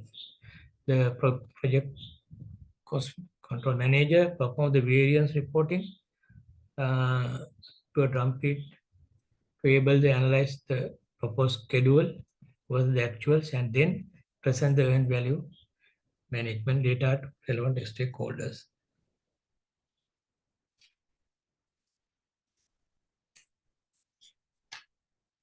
Cost PCM helps to shape and review the cost estimates and forecast to ensure there have been robust basis cost estimate used and the bigger picture in terms of budget and deadlines have been considered. Overseeing the project cost management strategy and aligning with the organizational financial requirements. Project control manager proposes various reporting to a drumbeat to be able to analyze the proposed cost versus the actuals and then present the data to the relevant stakeholders. Quality PCM ensure that all projects they manage meet the specified quality standards by implementing quality measures such as providing RAG status on project and documents.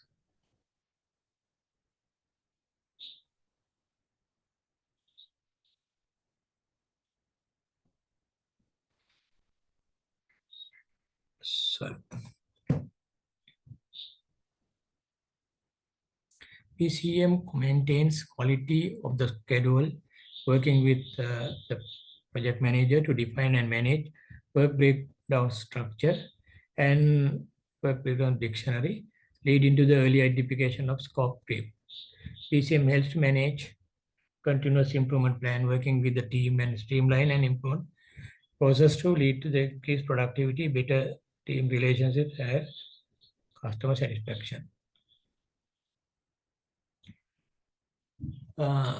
Project control manager serves as the bridge between the project team, clients, and other stakeholders. Project controls manager facilitates effective communication, manages expectations, and ensures that all parties align towards project goals. PCA manages primarily between the different functions and levels within the organization to ensure they align with the top level vision and strategy. The responsibilities of the people and how they interlink with each other can be visually displayed by the RSA matrix. The RSA matrix key project control functions. Responsible conducts the work and on its accountable, approve the work and is accountable for it, will sign off the work prior to completion. Consultant include the decision making, usually SME, kept inform the progress and result. The RSA matrix below represent the key outputs of a project and depict who involved and to what extent.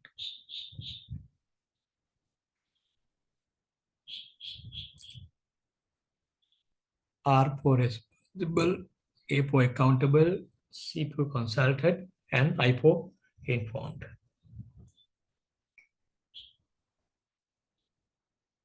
The PM with the leading partner, the project controls manager, risk manager,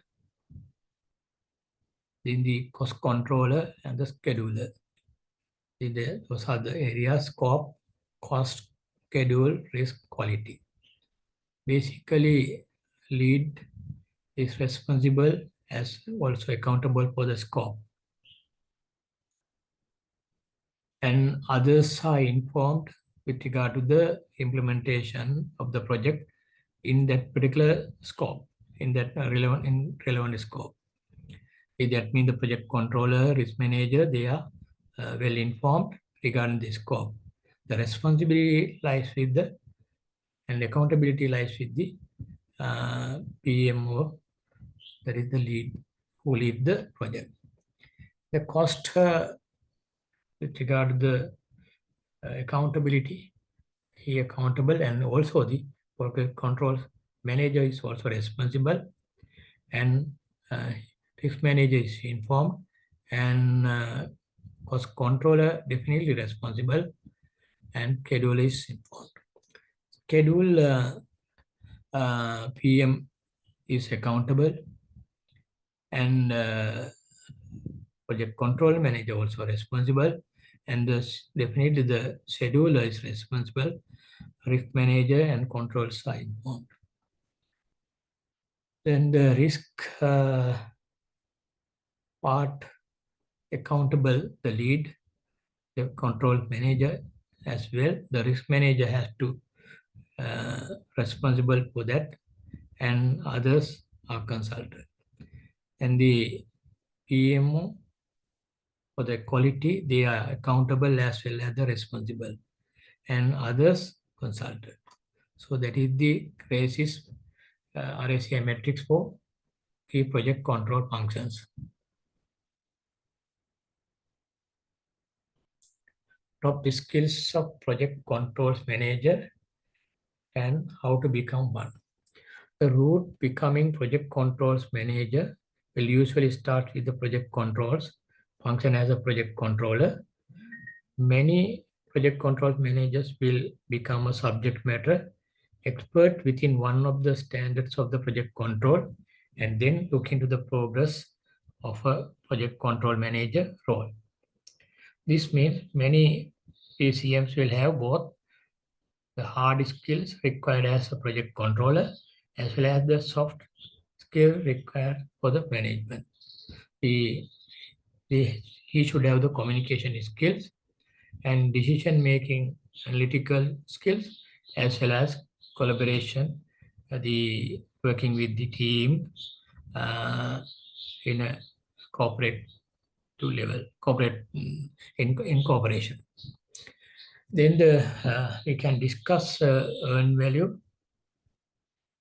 Earned value is a project management technique that objectively measure project progress by integrating schedule, the Those are the activities. Then the cost and scope to compare what was planned with what has been completed and the actual cost incurred. This comparison helps project managers track performance, forecast future outcomes like completion dates and final cost. Identify variances being ahead, behind schedule, or under or budget, and take timely corrective actions. Integration components of the key components of the and benefits of the earned value analysis. Earned value analysis combines three dimensions: scope, schedule, and cost into a single integrated system to provide a more complete picture of project health than traditional cost of schedule tracking alone. Objective measurement, it provides an objective, quantitative measure of progress by assessing the earned value of the work completed, which is the budget of the work actually accomplished. Performance tracking, it allows managers to determine if the project is on time and on budget by analyzing variances between plan and actual performance. Key components and benefits of the earned value forecasting, another part. By analyzing the current trends, earned value analysis enables project managers to forecast the project completion date and final cost, which is crucial for proactive management. Through the earned value system analysis, we can identify how much we have done, how much we have spent, what is the achieved target. Maybe we have spent of the budget 60%, but maybe the achieved target would be 40%. Then there is a gap. For that purpose, we have to have the additional budget. For that purpose, you can forecast having done through the earned value properly. Communication, it provides stakeholders with a clear, data-driven understanding project status. Then the earned value analysis is based on the data, what are the estimated, are the planned amount of the project, and how much so was spent, how much, to what extent we have completed the project. With communicating that the parties would be in a position to take action by the, say, lenders, say the government. They have to streamline the project, maybe bearing the additional cost sometimes. Then the corrective action by highlighting the discrepancies between the plan and actual performance early. Earned value analysis allow managers to take quick, targeted corrective action, bring the project back on track. How to calculate the earned value? The basic formula for earned value is the percentage of work completed multiplied by the total budget. Example, if a project with 100,000 budget is complete, 60% complete, the earned value is 60,000. While it provides starting point, full analysis involves calculating other metrics. We can do further study. Earned value analysis is a project management technique that uses earned value management to track and measure the project progress and performance in an objective, quantifiable way. By comparing plan, the work completed, and the actual cost spent, project managers can gain insight into the overall health of the project and make a data-driven decision keep on track.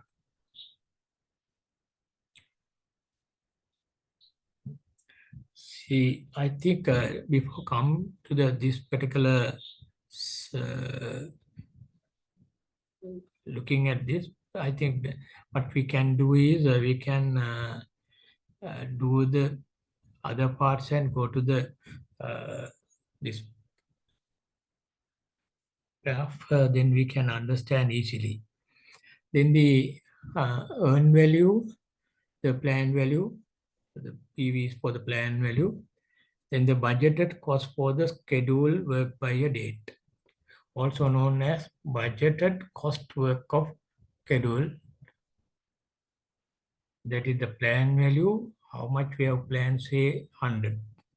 The budgeted cost for the schedule work by a date. Sorry, by the end of the year 2026, say we are spending 100 million and achieving this target.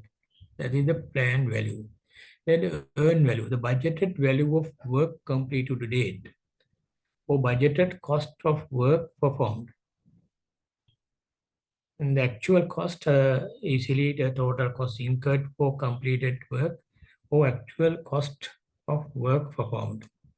We can, through calculation, we can identify this. No? Say, example, imagine project with the total budget of 100,000 at the halfway point. The team has completed the work valued at 60,000, but has already spent 75,000. Then the what is the CPI? That is the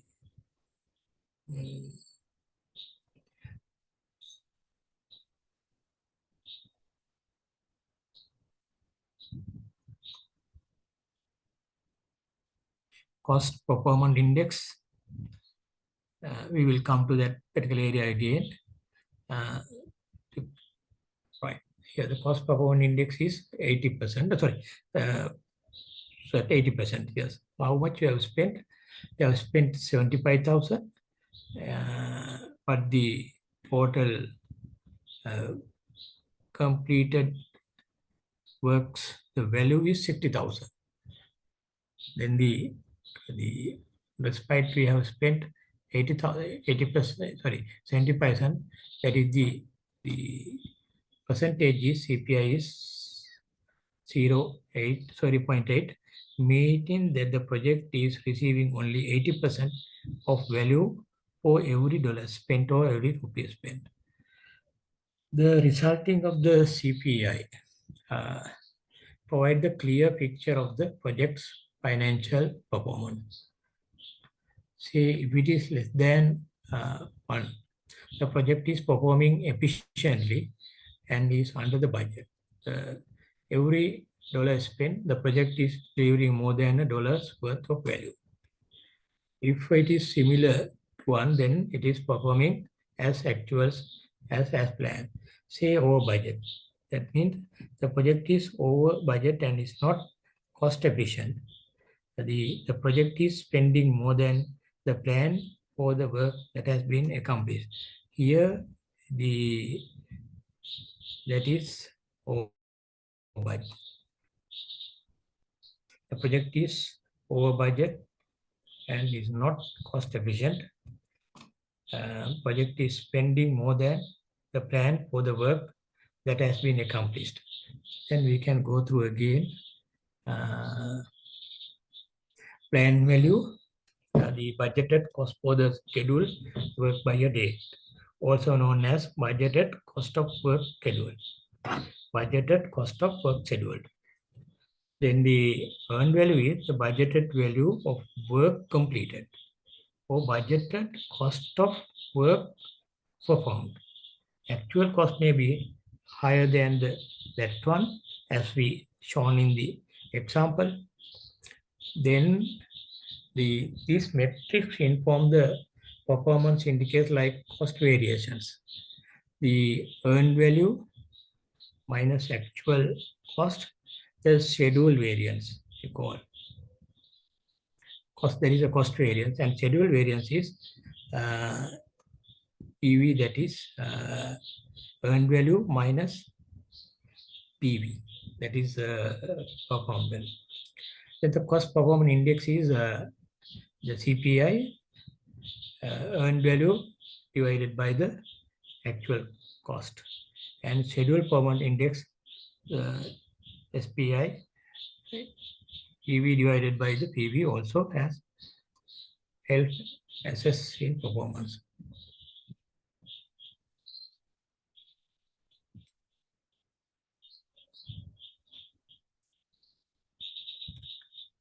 EVA aids in forecasting using metrics such as budget at completion and estimate at completion. Estimated completion is a forecast of total project cost based on current performance, sometimes as calculated as EAC means BAC means the estimated completion, and the BAC means budget at completion divided by the CPI. You can identify the cost to complete. ETC for the estimated completion, and the EAC the estimate at the completion. The ETC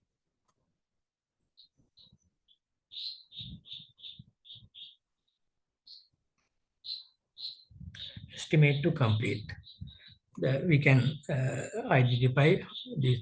We have some calculation here. Sorry.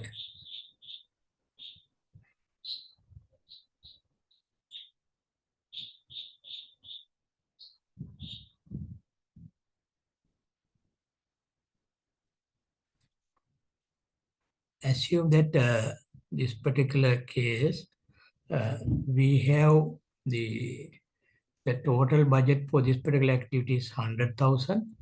At the halfway point, 60,000 is spent. Then we can identify the percentage is 80%. Then we can calculate how much we have to have the budget to complete the figure. For that purpose, we can utilize these formulas. The EAC means the estimated completion. Then BAC means budget at completion divided by CA. Applying this particular formula, you can identify how much we need to complete this particular project. For that purpose, we can use the CPI. That is the important thing for us to identify how much we have to spend for the future requirements. Why CPI is important? Regularly monitoring the CPI is crucial for effective project management. Early warning system. A declining CPI can signal cost overruns before they becomes a major issue, allowing the timely corrective action. Informed decisions. The metric provides a data-driven basis for making decisions about resource allocation. Scope adjustment or budget revision. Forecasting project managers can use the CPI to forecast the final project cost and anticipate potential budgetary issues. Stakeholder communication. CPI offers clear and easily understandable metric to report financial performance to stakeholders, building transparency. All right. Then we had a question regarding the load chart. One gentleman has given an answer. In the meantime, I got this information.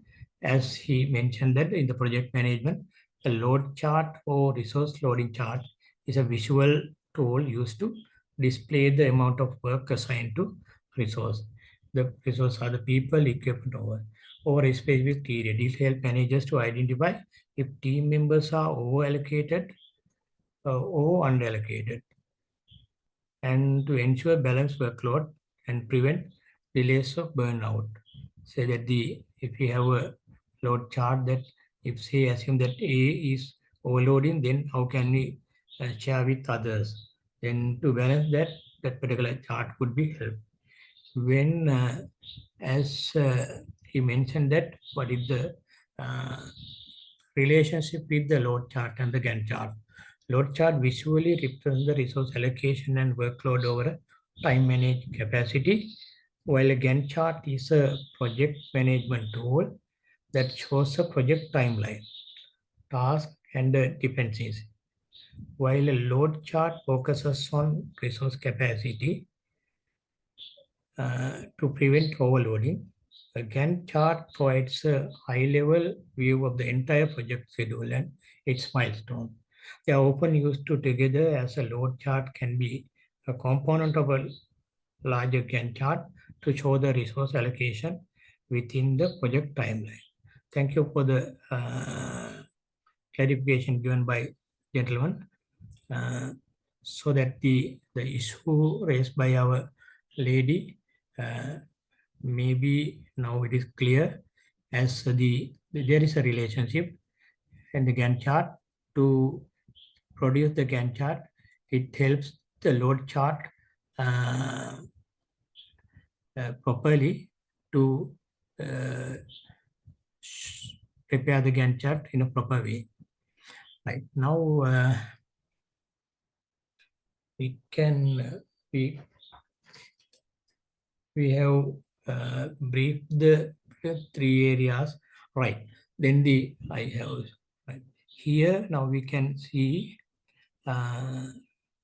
the cost schedule variance. Say this is the blue line is the time-based budget. Say according to that, say in the middle time, like here, say we had to spend 25,000 pounds. But during that time, we have spent, say, 20,000 pounds we have spent. That is, again, the budget we have, there are savings. But we have completed only the earned value is the value of the work done as per the estimated budget is only 15,000 say pounds. Then according to that cost variation is there, my negative cost variation here. You have done the 15,000 worth of work, spending 20,000, then negative cost variation is there. The schedule variation, we have planned to come to this situation, say 25,000 spending and also completing at least more than half, approximately half of the project to be completed there. But we have done only out of 25, only 15. That means only 60% we have achieved the target. In such situations, you have to, if you need to complete the project, say that again, you need to spend another, say, 40. That means you need to have the budget for the additional budget. This is the value, that is the worth of the preparation of the earned value. By calculating that, you can identify how much based on this progress and the rate, we can identify how much budget need to be increased to achieve the planned results. Here only 15,000 worth of progress, having completed, spent 20, that means 15, one third of the cost has been spent to achieve the target. If so, then another to complete the task, we have to find additional one third of this planned budget to complete this project. So that is another 33.3% funding we need to identify, we need to find. So that is the advantage for us to have the earn value system, and for the better calculation, cost performance index will be help for us. Then under the third part we have done, earlier we have done 3 parts, and now the fourth one we will see. This is the part we have, the entire, we'll see the entire thing. The first we did we discussed regarding the project execution. The first part we have done, the managing project duration, we have briefed it. Thereafter, the second subcomponent of the topic to be discussed was managing project issues, how we are going to manage the issues in the projects. Then third part were given by the university. Third part is the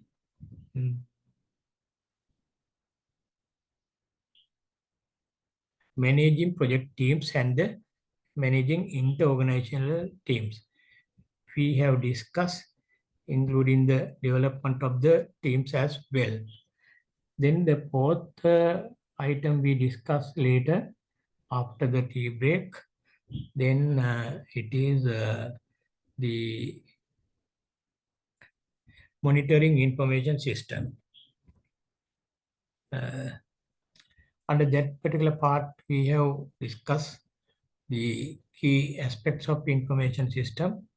Continuous observation should be there, and we need to collect data, and we have to track performance and identify the issues, and take the proactive responses, and what are the techniques to be used for that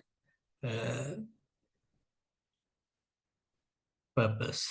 Then we discuss centralized management and system monitoring as a centralized way for IT teams to manage, operate, and monitor. Then the security and efficiency we discuss under that. Then for the more information, we go through the AI monitoring, that is the artificial intelligence. We took this particular part from that area. With that, we have identified key objectives of the MIS is proactive incident prevention, then the performance optimization, ensuring high availability, that is the usage for the IT, the monitoring system. Then third objective is that the ensuring the high availability for the services under the MIS. Then the security and compliance. Next, we discuss the data-driven decision making with the available information and resource management.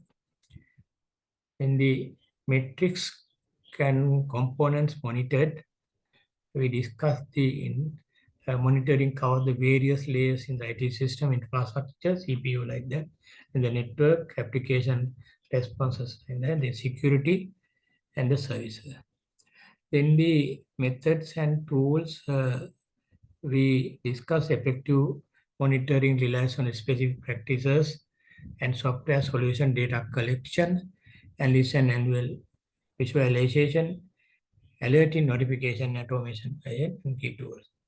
In the project control, we discuss the project control and the project management, what is their role, and the project controls manager has to play a big role, like and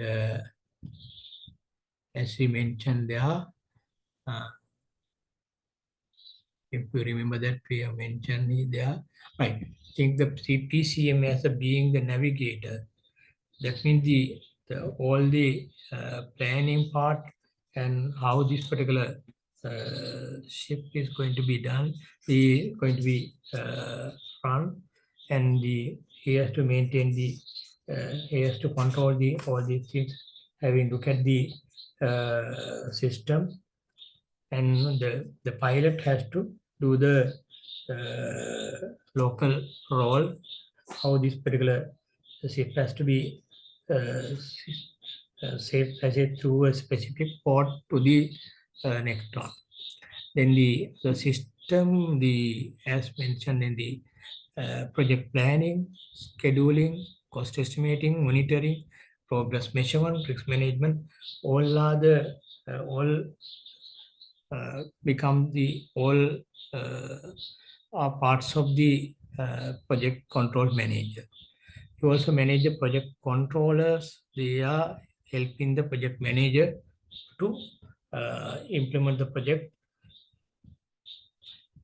Then we discuss the risk and the scheduling and cost and quality and stakeholder management. And also we discuss this particular metrics for the better control of a project, having studied another particular areas of scope, cost and schedule and risk quality, and the respective managers, their role. And ultimately we found that the bigger role played by the PM is the leading role, taking all the responsibilities, taking all the accountabilities. He is doing a better role. With kind of the control manager, he is responsible for the cost, schedule and risk. So that matrix shows a bigger explain given through that particular matrix with regard to the roles of the particular managers of in a project management. Then thereafter we discuss the earn value. Earn value basically shows that what is the value you earn having spent this much of money of the project target. Say you have spent 100 million, we have budgeted to achieve the 100%. Say 100 miles, 100 kilometers like that. Ultimately, we have spent say 75,000, but completed only 60,000.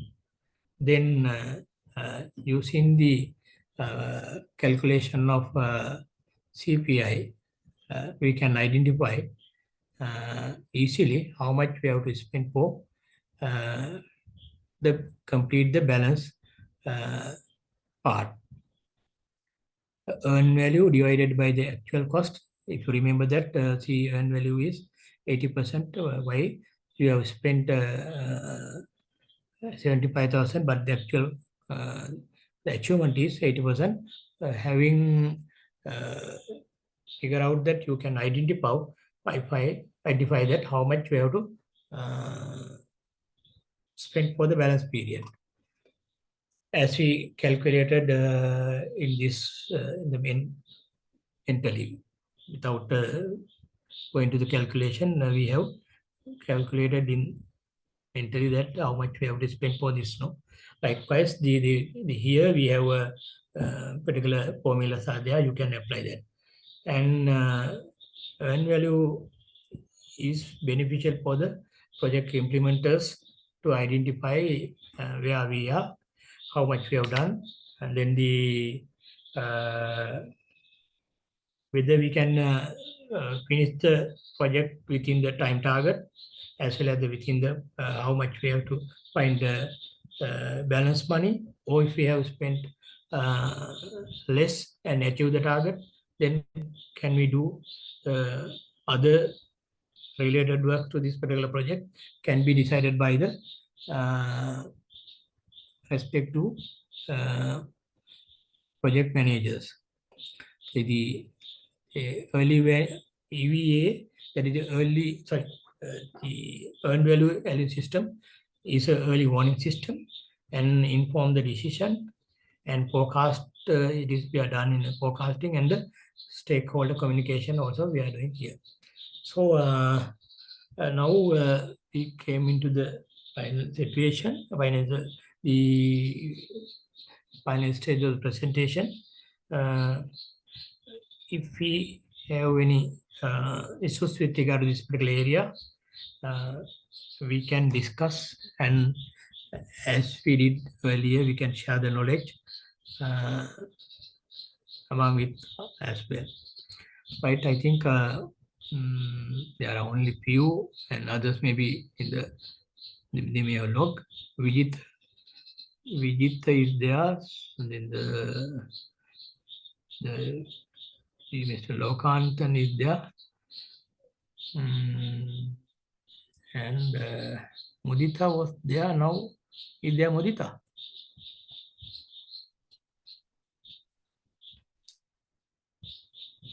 I am Modi, sir. Right. Then with regard to this particular area, if you have a question that you can clarify. Sir. Yes. Hello, sir. Oh, yes, sir, please. So now we have been talking about time management and during which, of course, we have to consider risk management, etc. But we have never spoken about the crisis management, which could happen. And then even, I mean, the projects, to our mind, through our experience, we know certain projects had been affected due to disasters, maybe artificial man-made disasters or natural disasters. And likewise, it was a crisis. Pandemic, COVID pandemic had been a crisis situation worldwide. So why are we not considering those subjects, sir? No, actually, I think while I was explaining that to some extent, I have mentioned that the COVID situation, as you mentioned, that it is badly affected for our projects. No, I think you may be an engineer, no? No, sir, no. Sure. So I think engineers know that, especially how much we have spent for the due to the COVID situation, as you mentioned, that there are the struggle situation. Those beyond our control, that the ultimately I think even the war situation in the war situation in so many countries, when we importing some equipment for the construction works and as well as the other project work for the health works, so that we were in situation to get it cleared, and although it was difficult to transport this either shipping it was difficult, so that some projects we had to delay. And also that, as you mentioned, that we had a big risk finding additional money to complete the project. If you remember that we have paid so many millions because of the that COVID situation. During that time, we have not completed the project. Thereafter, we started again. Then raw materials were less. Then we had to import something. Then ultimately, as I mentioned earlier, sometimes the project had to be spent, I think, doubling the cost. Luckily, in the foreign funded projects, we had savings due to the exchange risk, exchange fluctuation, parity variation. But anyway, ultimately we had to do the project in either 60% like that, or sometimes even I remember that in project where I work, the ultimately uh, our implementers for the say implementing agencies, they were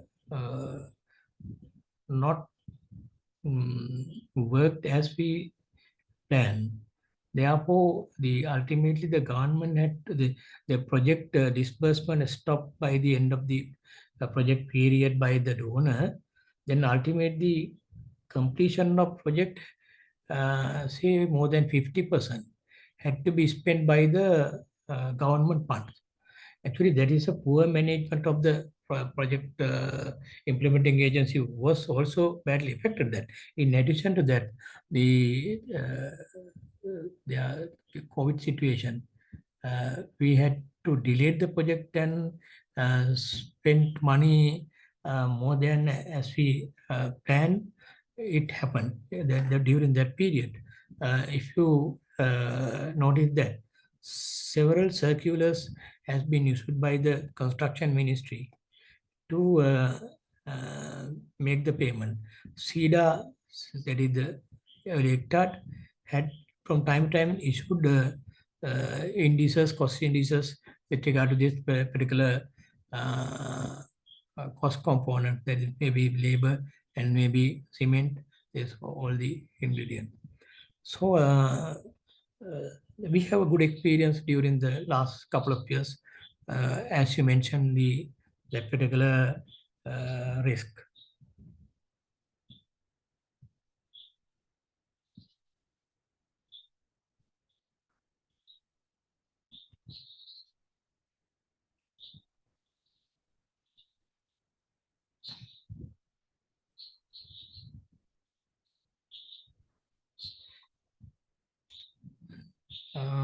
Is that sufficient?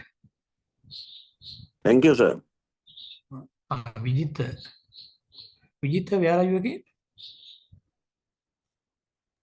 So I'm working as a CEO of Chartered Institute of Taxation. CEO. Yes, sir. Right. Thank you. Then you may be by an qualified accountant or a assessor. Well, no, sir. Indeed, to be You very are doing frank, the CEO's role, no? Right. yes, CEO. Right. Yeah, Okay, yes. okay. Right. Thank you. Ganga, are there any questions? Sanjeev?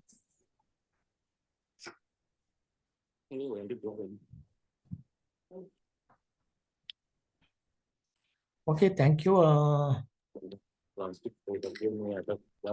Thank you, sir. Thank you very much for the informative lecture. Thank you, sir. Good night, sir. Sanjeev? So, good night. All right. ഇതാകേണ്ടത് ഞാൻ. No, sir, no. Right. Thank you. Thank you, Thank you, sir. Ajith and Ganga. Abdul and Mudit was there. Sanjeev and maybe there are some partners. Right. If you have any questions to this related area, you can get my number, not 777, 445 455. Sometimes maybe they are asking some questions to be questions from our side, no? Then if you have any issues to be clarified under this particular area, I can help you. Thank you very much for your cooperation and supporting while the session is going on, giving some information. Mr. Loganathan, no? Sorry, sir. You are an engineer. I am accountant, sir. Where? Where are you working? Health department, sir. I met you in 2005 budget leader. 2005. Yes, you Ah, are you- lectured to us. Now where are you working? Health department, Jaffna. In Colombo. No. Earlier I was in Colombo, now in Jaffna. No, then twice. You don't have provision from the new project, no? New project, now Indian project is going to start next year. World Bank project is there. I think it PHS. is centrally they are going to be implemented. I think there are issues. Maybe But anyway that you are pro- getting money. Procurement activities carried out by us.